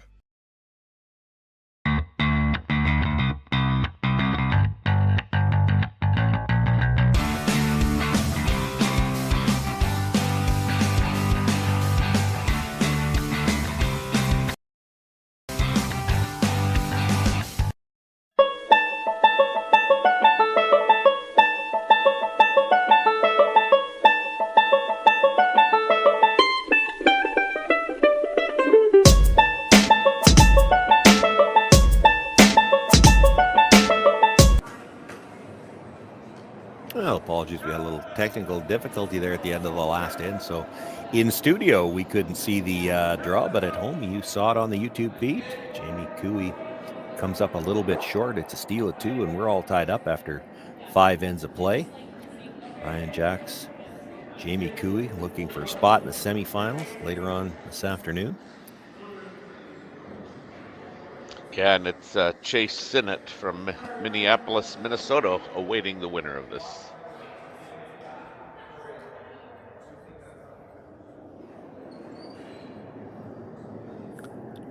Center guard thrown up to start the end. Looks like it's just got a piece of that center line, which, you know, puts it in the no-tick zone. The come-around attempt was short.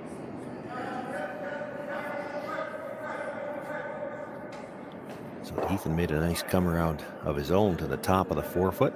Well, top 8, just about biting 4. Now Shadrach McLeod looking to come around on the outturn side, follow that stone down.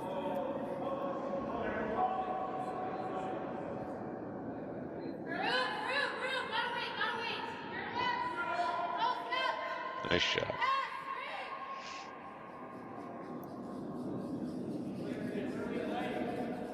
This has that eerie feeling of last night where Team Jacques really was on fire and out curling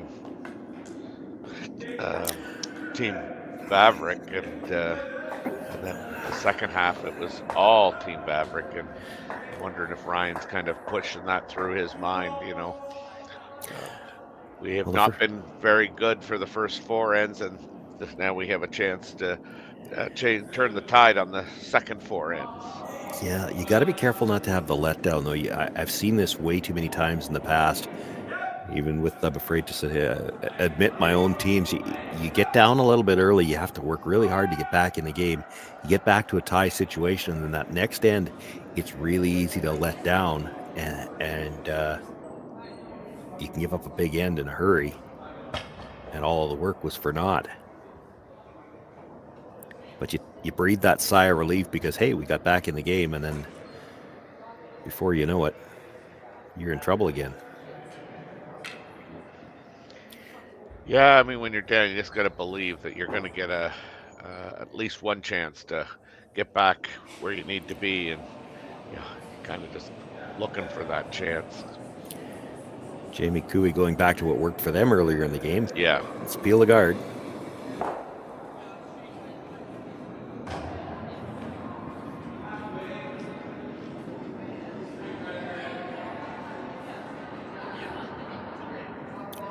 Ryan will replace it. And you have to think this is going to happen at least a couple of times yet.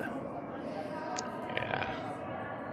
This is that game of cat and mouse we talk about so much. You put up the center guard, you know the other team's going to peel it. And then at what point in the end, do you make a play in the house? Do you make a play in the house? I mean, Ryan's got shot rock. He could guard this all the way through if he wants. Mm-hmm. Get the force. On the other side of the coin, Jamie Cooey knows that too, and because of that, at some point in time, he's going to make a decision to ignore the guard. You know, likely is maybe this easy or early, but having said that, they might have left a port. Yeah. Certainly, it looks like Jamie thinks that there is and available, and he's going to take it on. Yeah, you make the port. It's red onto yellow onto red. You might even roll your shooter in behind cover because you're not going to throw a ton of weight here, I don't think.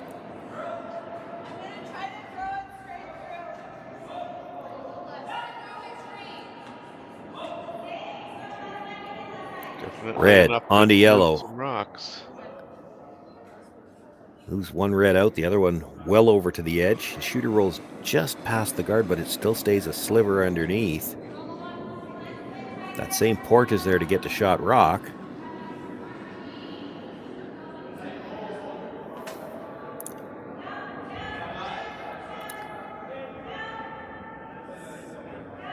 Yeah, I'm not seeing you rolling behind the yellows with bumper weight. Well, that's what he called. I know. I'm just not seeing how it happens. Like, I'm like you, yeah. It's. I think you could roll behind the red.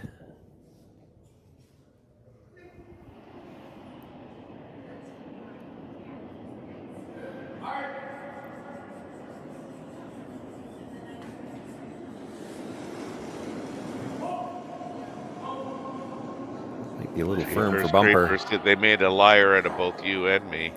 They didn't really, because I wasn't bumper weight. No. I mean, about the roll. Like I didn't think that. I didn't think you could get a roll. It wasn't there with bumper weight. He didn't throw bumper weight. No. One more look at it here. And that's the thing. If you were going to play that weight, you had to have enough roll it because you had to play that tight by the yellow guard and still stay on the broom side. That was a lot more than bumper weight. I thought with that kind of weight, there was never any chance of getting behind the guard. Oh, that was a fair bit of weight. You look at the way Ryan's leg jumped back when he caught that rock. I thought he called bumper. Now maybe they shouted. No, he signaled bumper, but maybe they called something else down after that. Maybe Ryan Prawn said, "No, I want to throw more weight," because he certainly threw more.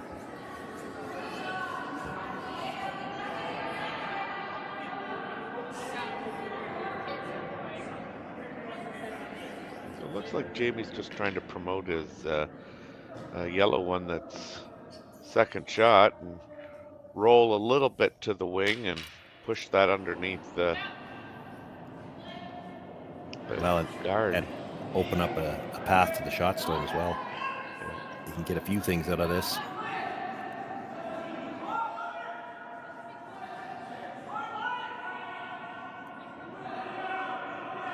Really scrubbing hard here. Yeah, he wanted to hit it thinner than this if he was playing this.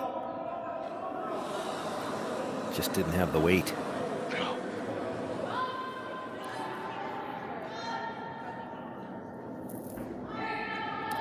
Left the double on the yellows.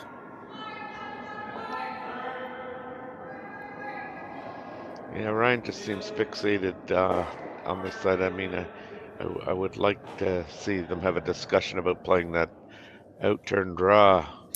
I would not. Well, you don't live dangerously like I do.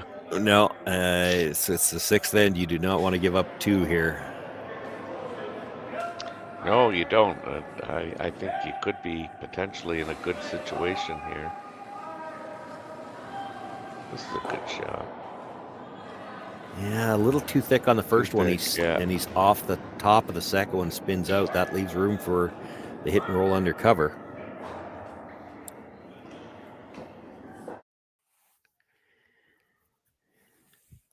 They were on the brush on this right away. Might have been a little bit inside. You didn't quite want to hit him at the same time, but close to the same time, and you'd have stayed right there. Would have forced a much more difficult shot. Yeah.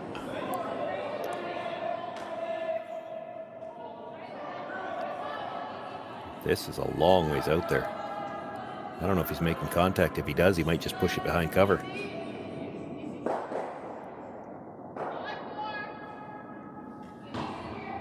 Gets enough to pass it through the rings, but it's still Jake's sitting one, just biting the 12-foot at about the 930 position, and a chance to come around now. Yeah, Jamie didn't overly exert himself sweeping that rock out of the rings. Well, no, he didn't. But, you know, part of that is, if he's thinking about it, there's probably no blank there now. So if it stays back there, it's something could get jammed on later on. You might be able to get a break out of it.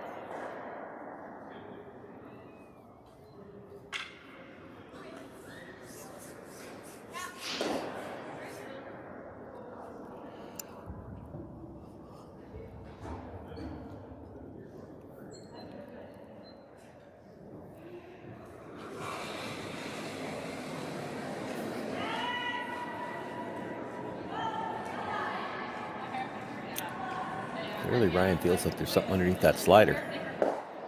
You know what? We were just talking about that last night. I mean, he's very deliberate and has a lot of idiosyncrasies before he throws. I think that's just one of them. He does that a lot.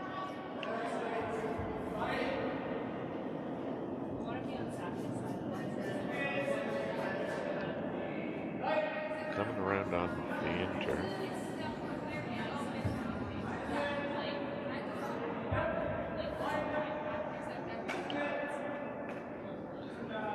.8, so it should be pretty close.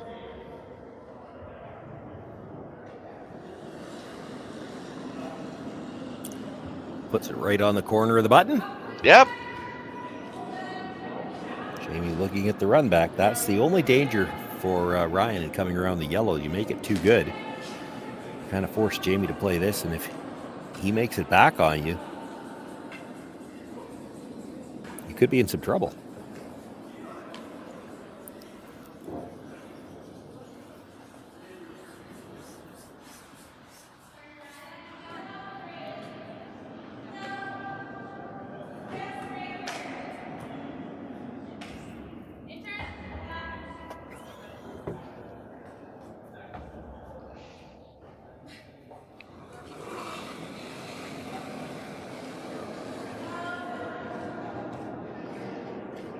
Throwing the run back. Not the big weight. He'd like to stick it right there if he could. Expect him to be close on this. They're on the brush early. Really curls at the end. Doesn't want to just over curl this. He might leave. He's going to roll far enough. I was going to say if he just rolled to the center line, he might have left room for Ryan to draw another one around. He's probably got to guard it now. Well, yeah. I mean, you'll sit 3 if you get it into the rings. Yep.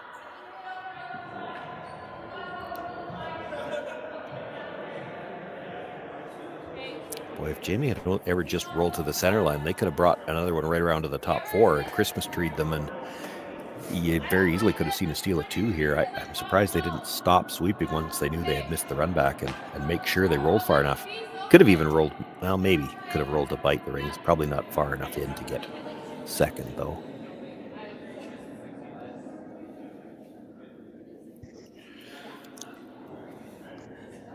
Line for the guard's the most important thing here. If you could get just a bite of the 12-foot, that'd be great. You certainly want to be tight. The higher you are, the more room Jamie's got to try to come down and move that stone. Well, it's getting a little warmer in Jamie's kitchen, that's for sure. Yeah. Well, there's no out-turn draw available. That yellow guard's in the way.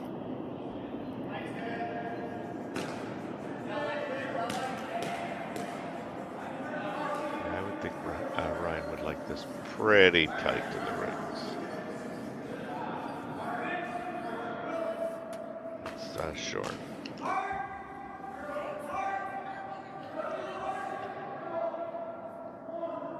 Still needs to curl a little bit more to close the port. I think that's good.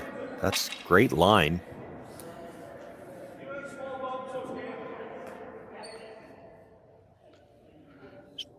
Jamie have to hit the outside one and give him one? Well, I don't see a shot to score. You might be thinking that. He looked at the back one to see if it was biting, and the only reason you're looking at that, I think, is to decide, are we giving up one here?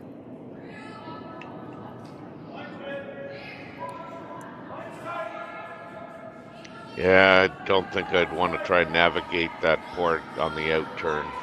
I don't think there is a port on the out turn. No, but the weight you'd have to throw, you're never staying. There's an in-off on the wings, but there's another biter over there. If you miss it, it's a steal of 2. You could just draw, get any piece of the 12-foot. You give up 1. Boy, he's going to go after it. This is a little risky because you got to be tight to the guard to have any chance of making this. And if you rub the guard, it's 2. I think if you throw back 12, or well, definitely back 8, I think it's makeable. Degree of difficulty is pretty significant, but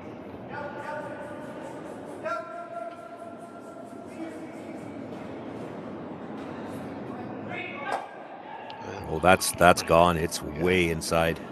Yeah, he looked like he got that going right out of his hand. This could be 3. Oh, this is really not a good outcome. He's pumping that in the rings. Oh, he's going to get saved. Almost cut him to 1 that way. Jeez. It's another steal of, I believe, 2. Take a look at the back one. Nope, it's a steal of 2.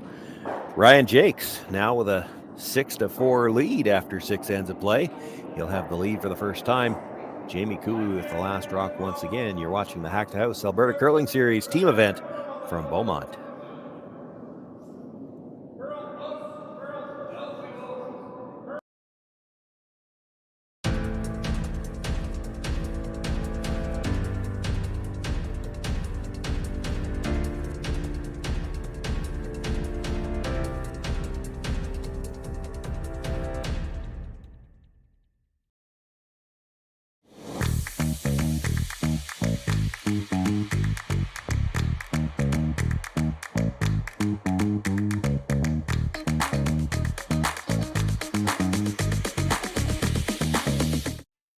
Handcrafted in Canada, Hardlines Ice Pad has revolutionized curling for over a decade.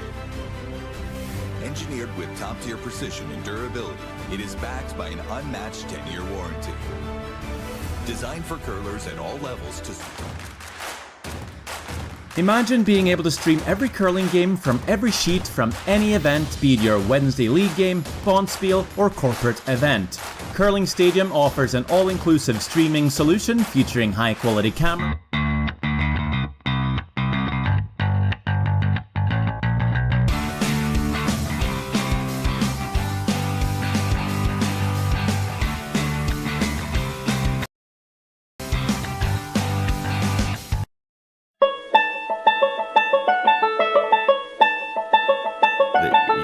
First event, we didn't have the finesse shots, and everybody else did.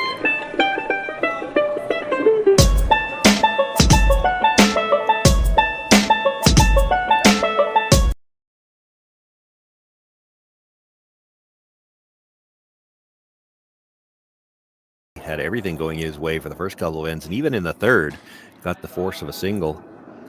And now, since then, 4, 5, and 6, it's been steal, steal, steal. And a couple of those steals have been deuces. Yeah, and that's kind of a big end to score, that 6th end.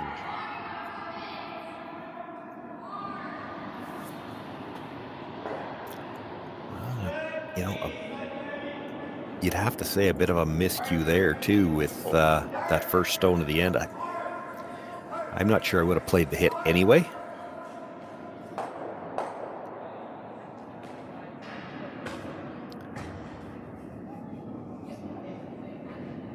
The roll, long roll. I think it's still biting the 12-foot, though.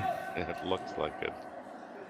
So it does look like now Jamie Cooey content to play for the blank here in 7, take last rock into the 8th, and if he scores 2, he's going to get an extra end anyway. If you happen to score 3 in the 8th, you win. And I've known a few guys over the years that have thought like this. Like, you score 2 in 7, you're still going to have to steal 8. You score 3 in 7, the other team's got last rock coming home. If you score 3 in 8, you win.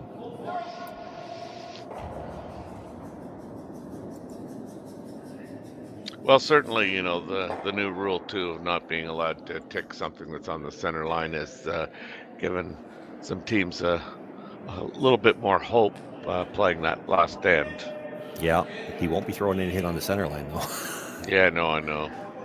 He's still got to carry this through for the blank.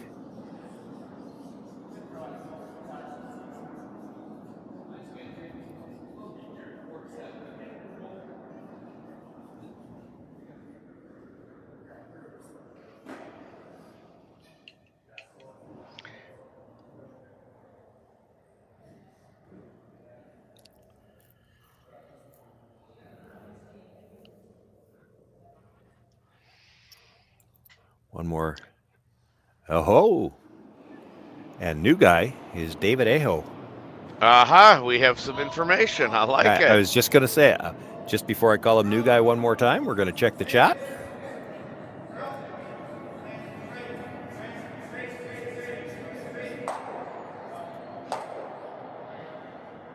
Thank you, Lanita. Makes the hit, rolls across to the edge of the 12.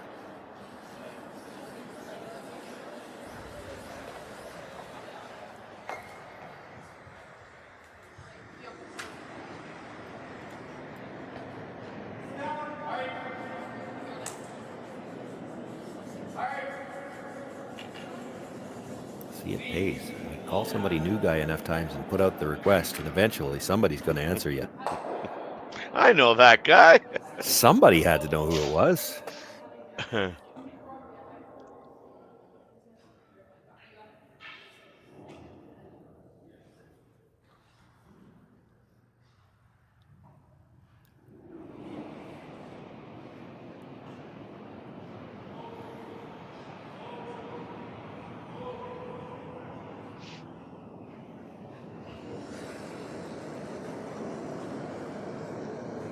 Makes the hit again. This time we'll roll out a play. Nothing in play now after second stones. They're playing this end at a brisk pace because they're way ahead of whoever's counting rocks for us.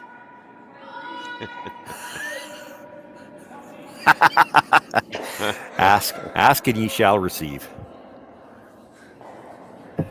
The descriptive second rocks are done was the helpful point.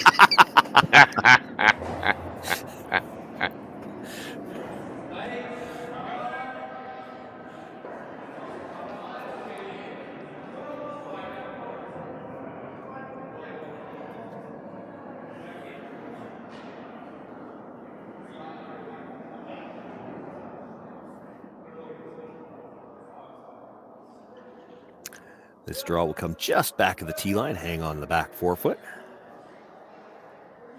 Yeah, both teams seem to be quite comfortable with, going into 8. Ryan's got a 2-point lead. There's no reason for him to be pushing the play too much, although I am a little surprised that earlier in the end he didn't maybe try one center guard, because Jamie has shown no interest in playing offense this end. So you play the center guard, he tries to go after it on the peel, and if they ever stick one around like even that, that's something you could go around with your last one to get the force. When they're in the house and they roll like that, it's pretty much out of play, although you could draw towards it with your last one and see if you could get a jam of some sort.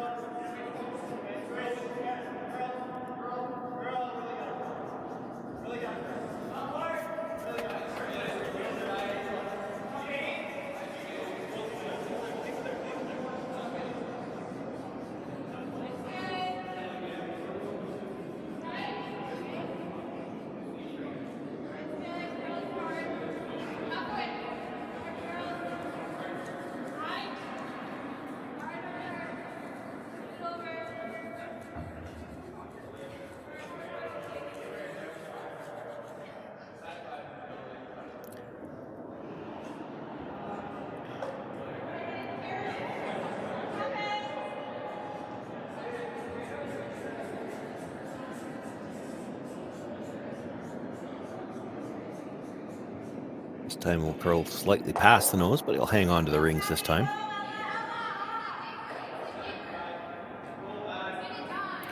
Ryan Jacques already down to the hacks. Jamie Cooey making his way down. It's like they think they're playing with time clocks. We got to bank some time here, guys. I know, yeah.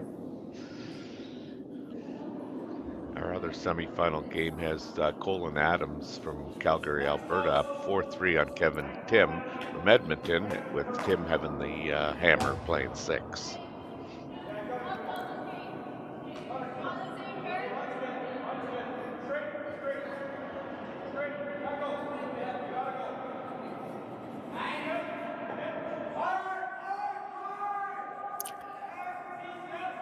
First stone that Ryan Jacques has thrown in this entire game with the lead. And we're just going to get a piece of this. And just enough to get it to the divider. It's funny, you start to think, so if he misses this, does Jamie run down and take his own out because he wants a hammer down too?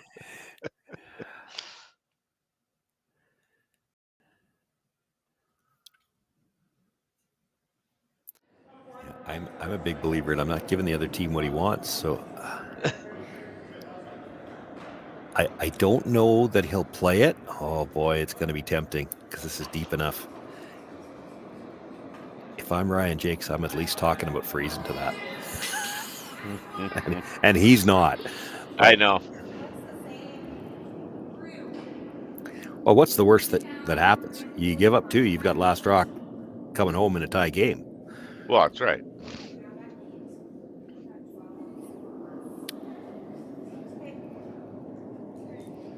For some people, the hammer's everything. That's why I'd play the freeze. You play the freeze, you maybe get a force on the blank attempt. If you give up 2, you got the hammer.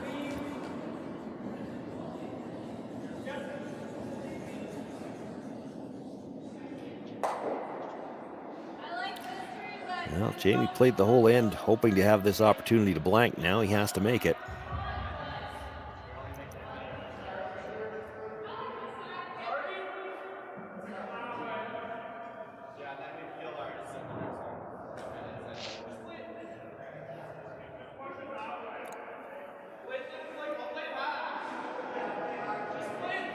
Final stone, 7th end. Big weight, big rotation, but I'm not sure he got out to the broom.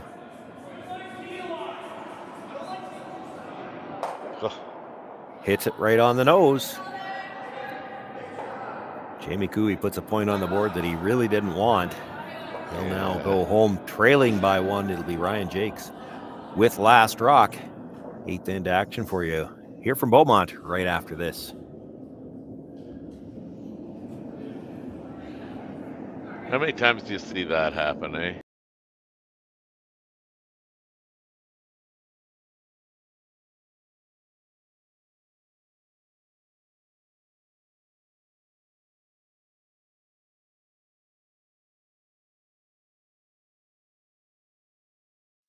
I don't remember a time when curling wasn't a part of my life. When I wasn't putting in the sweat and hard work to be the best that I can be. Clocking in the time, the effort to practice day in, day out. Curling is more than just a game. It's a family, a community. And when it's time to play, I know I'll be ready. Hardline, supporting hundreds of our next generation athletes. Join us this March for the House of Hearts Charity Bonspiel in Duluth, Minnesota. Help raise funds for Project Joy, who provides meals for hungry kids in our community. Every donation helps to ensure no child goes hungry. Join us and make a difference. Together, we can spread joy.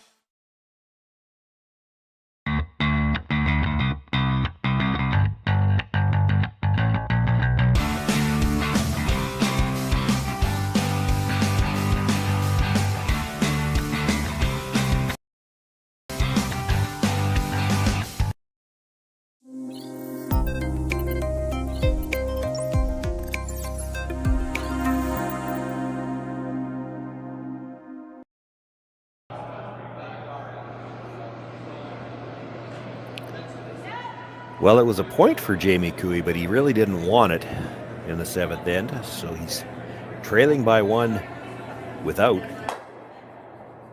have to admit, I didn't see the first one. You can't even see it on the overhead shot, but they got the long guard up first, and it is touching the center line, so it's in the no-tick zone. The come-around attempt was deep. If they get the second center guard up, they've got the first 3 rocks in good position to try to get a steal here in this end. Yeah, that would be how you'd like to set it up. It's always tough to get the opposition to cooperate and put that first one behind the tee line for you, but they did. Yeah, I know. This is a long ways out, though. I'd like to line the guards up if you could. Yeah.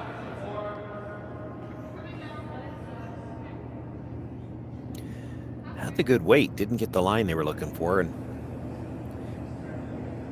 still just the 4th rock of the end, so they can't peel any of the guards. They'll play another come around. Ethan Drysdale, deep on his first attempt, needs to keep this one in front of the tee line.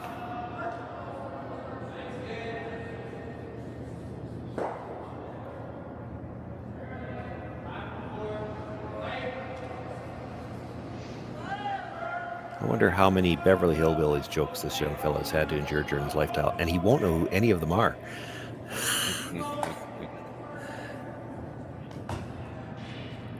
Well, you wanted to be in front of the tee line. You didn't want to be that far in front of the tee line because that's essentially just a guard.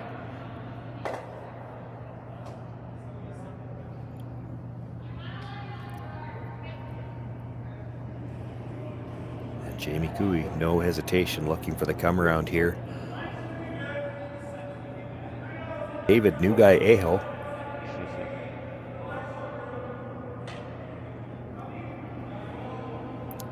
If you're ever thinking about stealing 2 here, you might want to be right back to the freeze here, and that would leave you room to get another one in.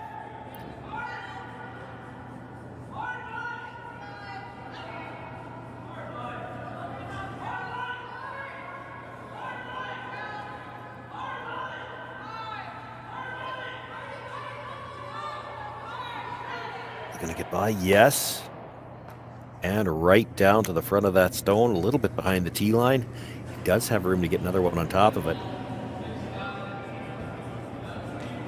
How many guards can you peel with 1 rock? Yeah. Yeah, I know, hey.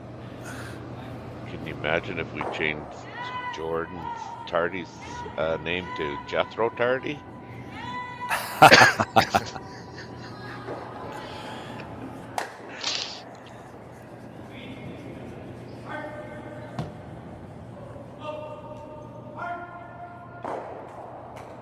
Oh, look.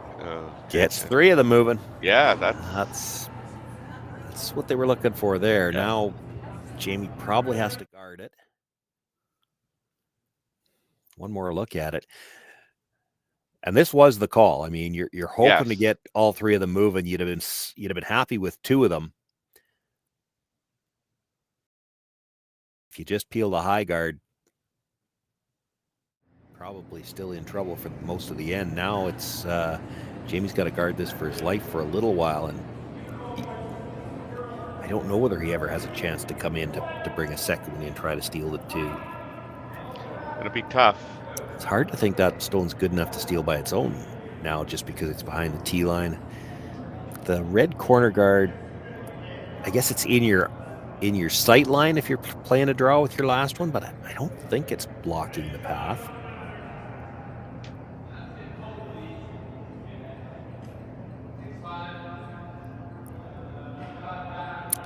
You'd like to move 2 again. It's not as critical this time. You sure don't want to be thick on the first one, jam the second one, and spin it back to center.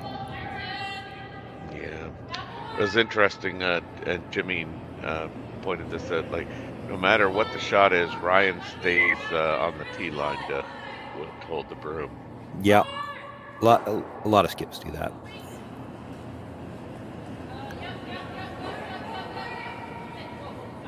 The way I was taught. I was taught it a long time ago, but it gives you the same view of the line. Because as you come out, people don't think about this, but as you come out, the ice relative to the tee line, you've taken more ice.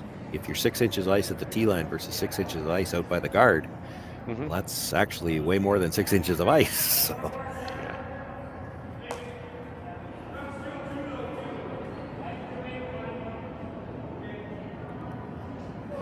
Just made the single peel, so Dan Kennedy will look to replace the guard.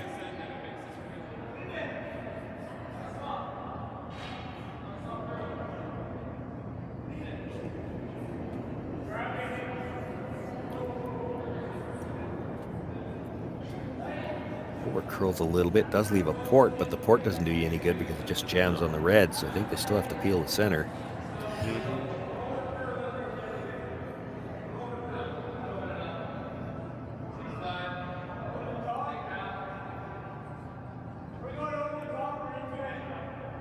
All the instructions have been given.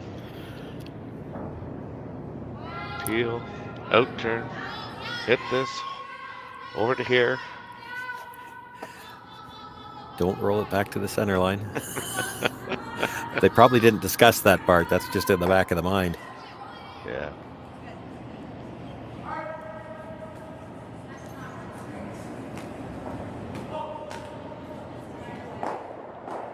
Nice shot. And that probably eliminates any chance that Jamie Cooey's going to be able to bring a second stone in. He's going to have to guard for his life now.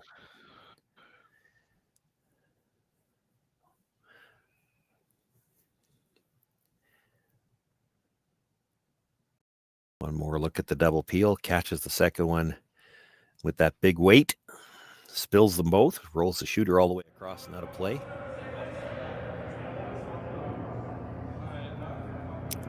So it's guard for your life now, and with your last guard, you might have to come tighter to the house, because if you're tight to the house with the position of that red corner guard, you'd certainly make it a tough draw if you had to play it through the in-turn side. I don't know that you could ever take it away.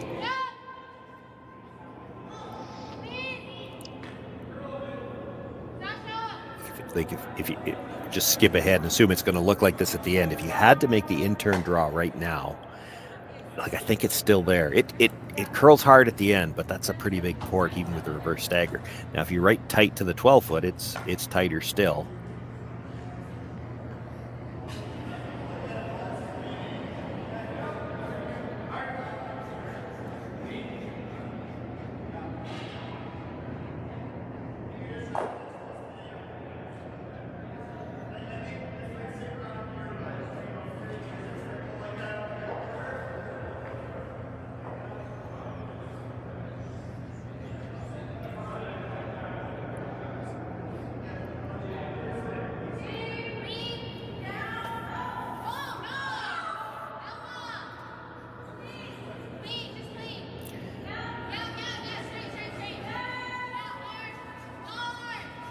Ryan Jake's limbering up in the back, knowing, well, I'm going to throw this next one hard, so I got to be loose. I don't know what I'm throwing at, but I'm throwing it hard. Yeah. We're going to get the gears for everything we said about him in this game. You know he's checking back afterwards, right? What did those guys... I warned him. I warned him. What did those guys say about me? We'll be cutting our mics in the next time he's producing.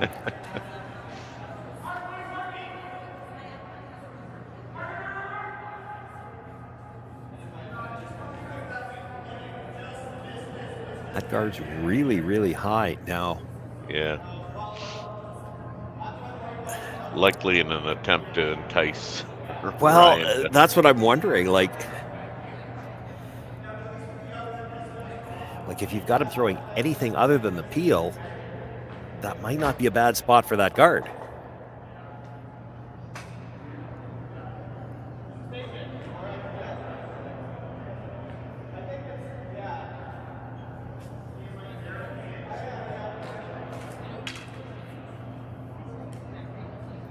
So the worst thing that could ever happen here is he ticks the red one. Well, yeah. I'm surprised he's got this much ice. Like, if you're hitting this, I don't... Mm-hmm. Why are you trying to stay? You're up by 1. Like, you don't need to score. You don't need to keep the shooter. If you're hitting this, hit it. Like, you saw the indication they're trying to roll to the 12 foot. Why? What does it get you to keep that rock out there? Make the double and roll out. You're good. Mm-hmm. Yeah. Throw some weight at this. Yeah, because that's such a high guard. No matter where Cooey could place this, you'll either have the draw or you'll have, you'll be able to get at it either side, I'm pretty sure. It's kind of quiet too. Yeah, well, you knew from the broom it was going to be quiet. This is really curling. He's got it by. Yeah, but he's going to jam it pretty solid, I think. Yeah, that's not what I would no. have called, but Jimmy gets the little hit and roll behind you. You're not only are you facing a draw where you got to get forefoot with your last one, but you're drawing against the loss. yeah, that's kind of why. I mean, I don't really. Well, I didn't like the shot. I didn't either. I mean, it's why are you trying to stay on that shot? Yeah, no, I want everything to go away. You're 1 point up with last rock. There was no reason to try to stay. None. You don't need to score 2 here. Yeah, no, this is the only way that you could look Yeah. at facing a loss. Throwing quiet weight was the only way you could get in trouble.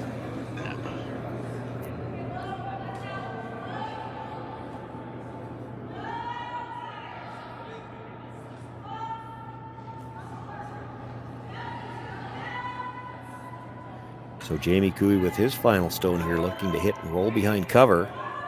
Sit 2.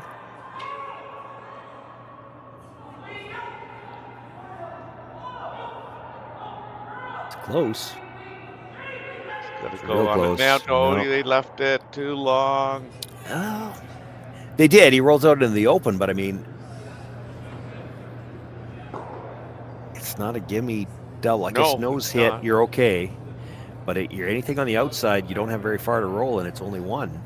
Or steal a 1, pardon me.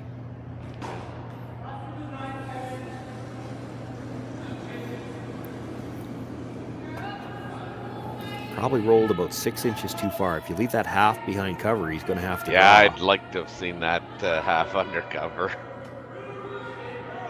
'Cause then Ryan maybe just says, you know, hey, we're going to play an extra. I'm just hitting the open one.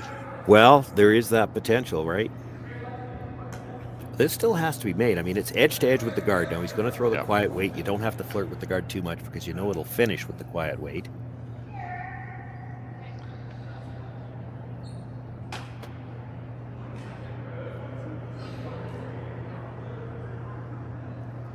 Final stone, 8th end, Ryan Jacques. Trailed for most of the game, took the lead in the 6th. Has the 1 point lead here, facing 2. Needs the nose hit. This is still on the outside. They're looking for curl. Yeah, this has got a curl. Got a curl. Oh, this not rolls. come up enough. Bonus action here in the quarterfinals. We're headed to an extra end. Jamie Cooey, Ryan Jacques all tied up. It'll be Jacques with last rock. Shawn, Joyce, Terry, Corbin will have the call for you right after this. Handcrafted in Canada, Hardline's Ice Pad has revolutionized curling for over a decade. Engineered with top-tier precision and durability, it is backed by an unmatched 10-year warranty. Designed for curlers at all levels to sweep effortlessly with maximum efficiency, it is trusted by the world's best curlers, including Olympic and world champions. It is quite simply the best broom in the game. Hardline. Join the revolution.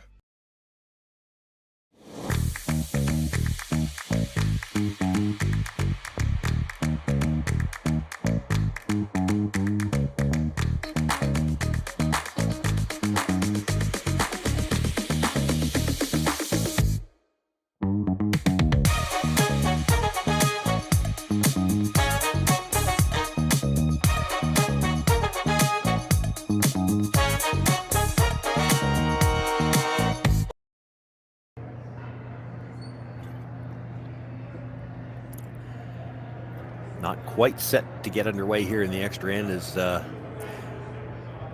this looks like a house rule where they kick the rocks back to the other end to play the extra towards the glass, so the spectators, and you know, this view, it doesn't look like there's a lot, but I think there's an upstairs here in Beaumont, and the viewers upstairs get a better view of the extra end if you're playing towards the glass.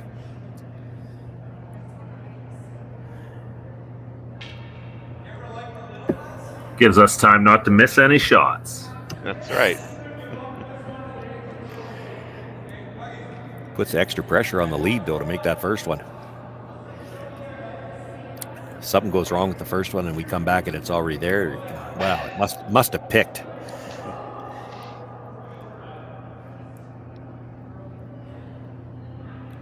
Shadrach McLeod has very quietly had a very good game. I mean, he's made a lot of these long guards. I can't think back to anything that he really didn't throw that well. I guess they had the one end early on where they, it was after the score, after the first end. It might have been the second end. And the 2 rocks, he didn't get them right in the center line, but they were in the rings. And that might be the closest thing to a miss he's had, is those 2 stones just being a little off the center line.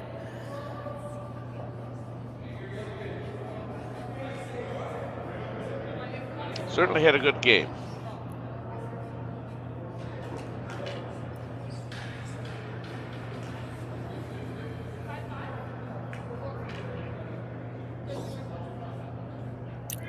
Come around, comes to the top 8 foot, still mostly exposed.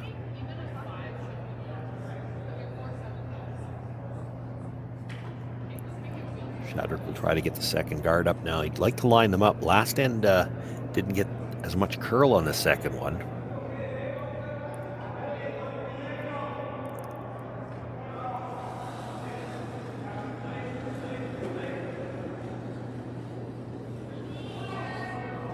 This one might be a little strong as well.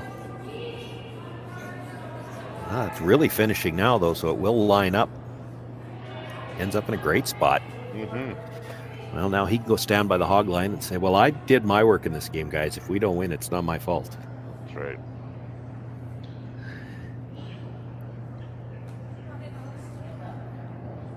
And I'm pretty sure that's exactly the way leads think.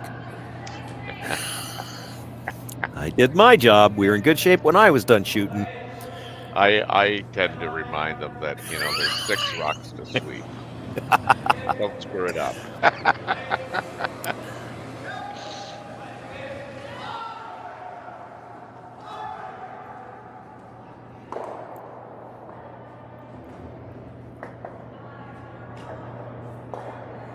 Ethan Drysdale answers back with 2 pretty good draws of his own. The outturn side's pretty much cut off because of the first one, and he's got shot rock biting the button on that second one. You're going to have to move it to get shot rock, and the peels are going to start on the next one, so you got to be real careful here. Even if you just, on this shot, just move it behind the tee line, stay in front of it, it can be shot as long as it's back tee.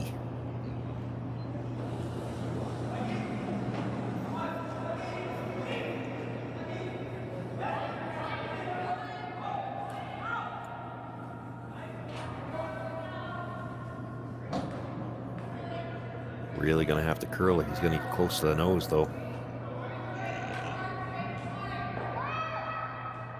Does get it behind the tee line, though. Yeah, that's the good news. Yep. Well, and the angle's not great to get a double peel. You could certainly get one of them. I mean, he's going to take a run at the second one for sure. You have to be awfully thick on the first one to make it.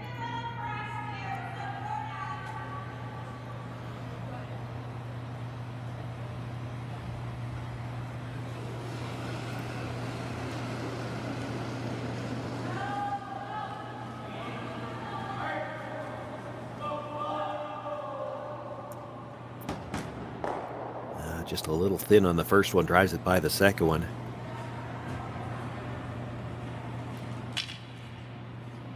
It'll be guard the guard. This time they wouldn't mind getting it up a little bit higher, but it's also got to be dead in line.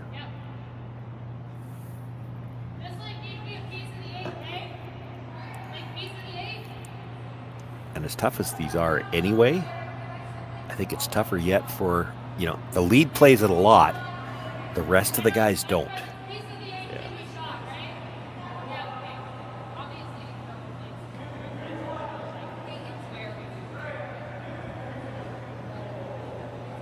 They have not touched this one, so it might be a little heavier than they had in mind. Definitely short, but needs to curl too.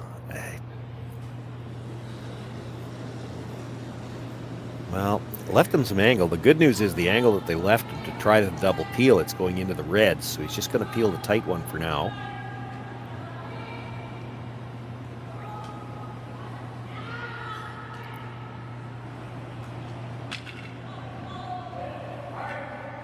The downside, I guess, if there is one to this for Ryan Jacques, you make this, that stone in the top of the 8-foot kind of works as a guard.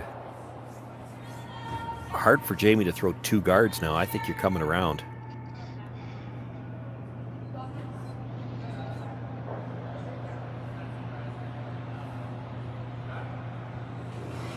He wants to talk about it. I really think you're coming around. Where do you throw that? The guard that's left there is halfway. It's hard to throw another one where you're not going to get a double. Yeah. But you could come right around that red to the corner of the stone at the back of the 4-foot and use that red stone in the top 8 as a second guard. Yeah, I mean, I think for the most part, I like making that on the thirds last one, but you could play the tight center again. You know, you split center line, even bring it tighter because he's got to peel it from that side, right? So there's danger he brings it into the redstone then. You know, almost biting the 12-foot, splitting center. How does he peel it? Yeah.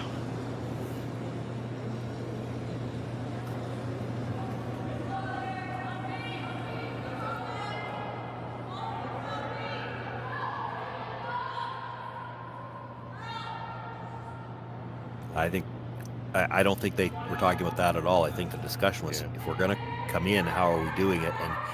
And I think they've settled on the outturn by the looks of it.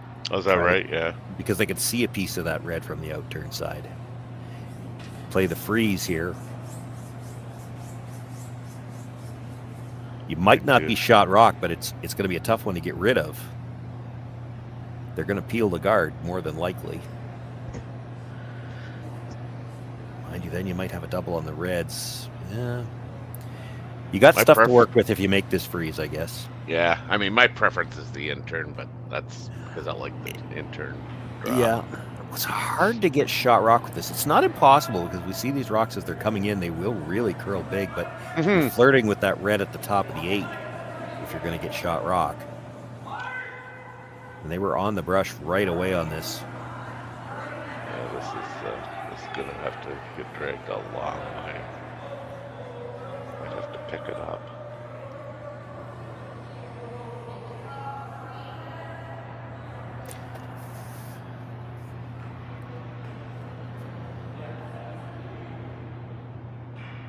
So if you're Jacques, do you go all in? Nope. No, neither do I. I'm peeling the guard toward the one they just threw, too, because if you're over the top on that one, I think you get 3, right? You get the guard, the Yellowstone in the 12-foot, and the redstone out of the 8-foot. I don't think it ever comes. I mean, I guess it could if you hit it just wrong. You could miss the stone in the 8-foot and drive it onto shot rock. He's going to play the peel the other way and try to get that stone out of the edge of the 8-foot with it as a bonus. Boy, you'd hate to jam that and bring it back into the 4-foot. I know.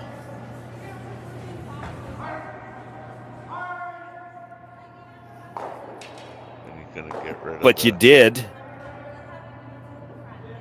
It does roll far enough that it's second shot, but it's more shrapnel back there.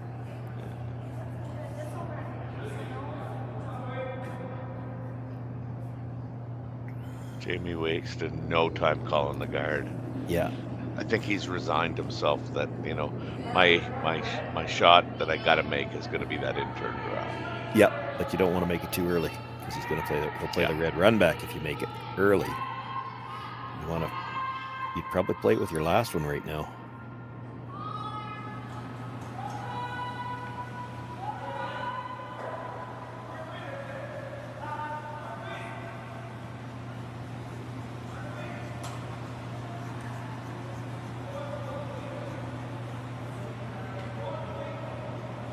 This guard to just touch the center line. Give yourself a little more cover on the intern side when you come around. That's a good spot for it.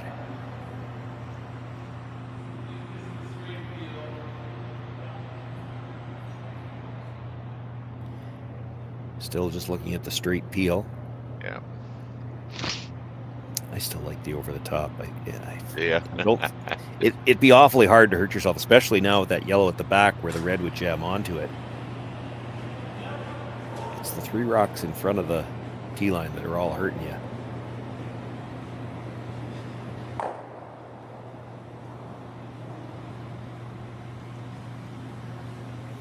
Well, Jamie could throw another one. The scary thing about throwing another one is Ryan knows what you're playing on the last one, and he might not peel it. Yeah, that's a dilemma that he'll have to deal with. I think you got to come in. You could.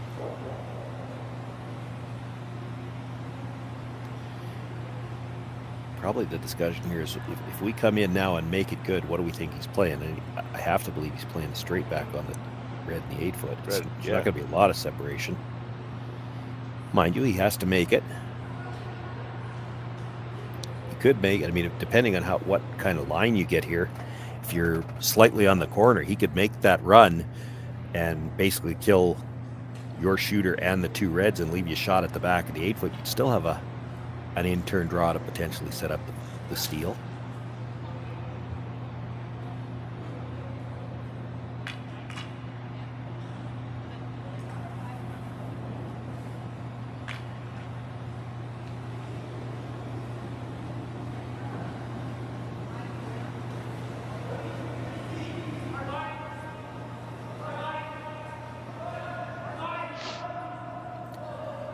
On the brush right out of his hand again. This is really curling. I don't think he's getting by, so this might be just a guard.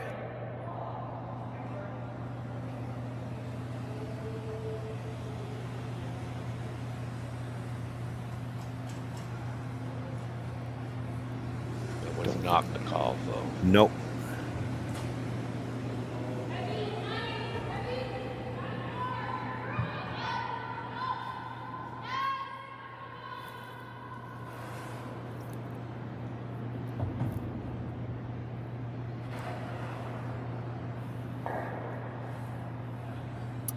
Sure didn't take a lot of time to think about this.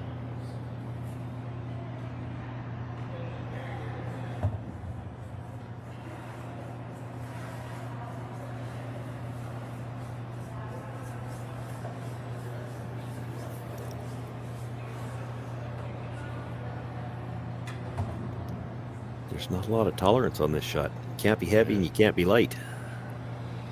Yeah.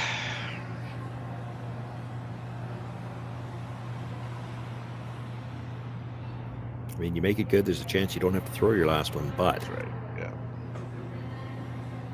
if you don't make it good, you might not have much to look at with your last one. That's the problem. Yeah, you just hate to give Cooey the same shot.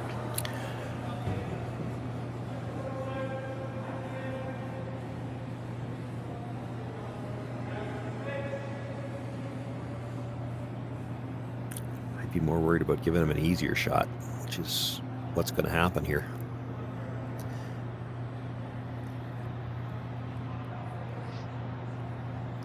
It might have stopped just in time.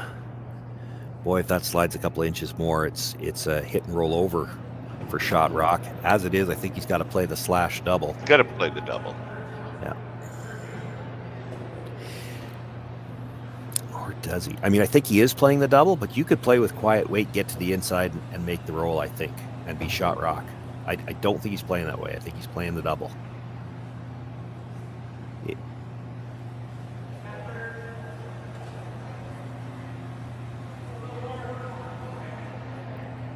Let's put it this way. I know the double's there. I'm not 100% sure the other shot's there. So you play the shot you know you can make and force Ryan to make the draw.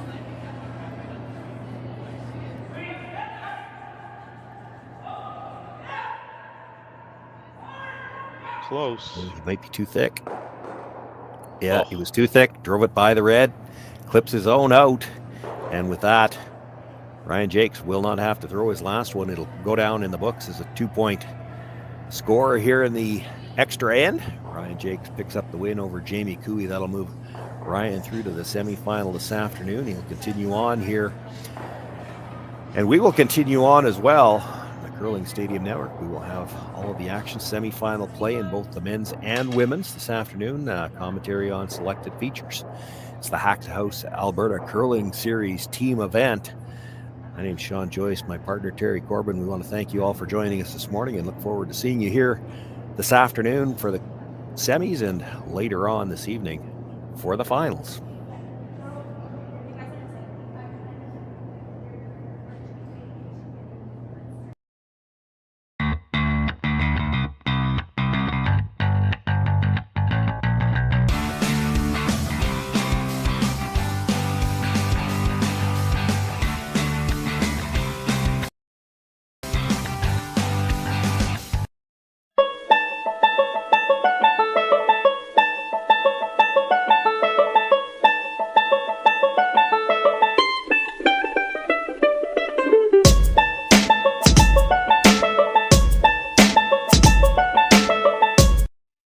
Handcrafted in Canada, Hardline's ice pad has revolutionized curling for over a decade.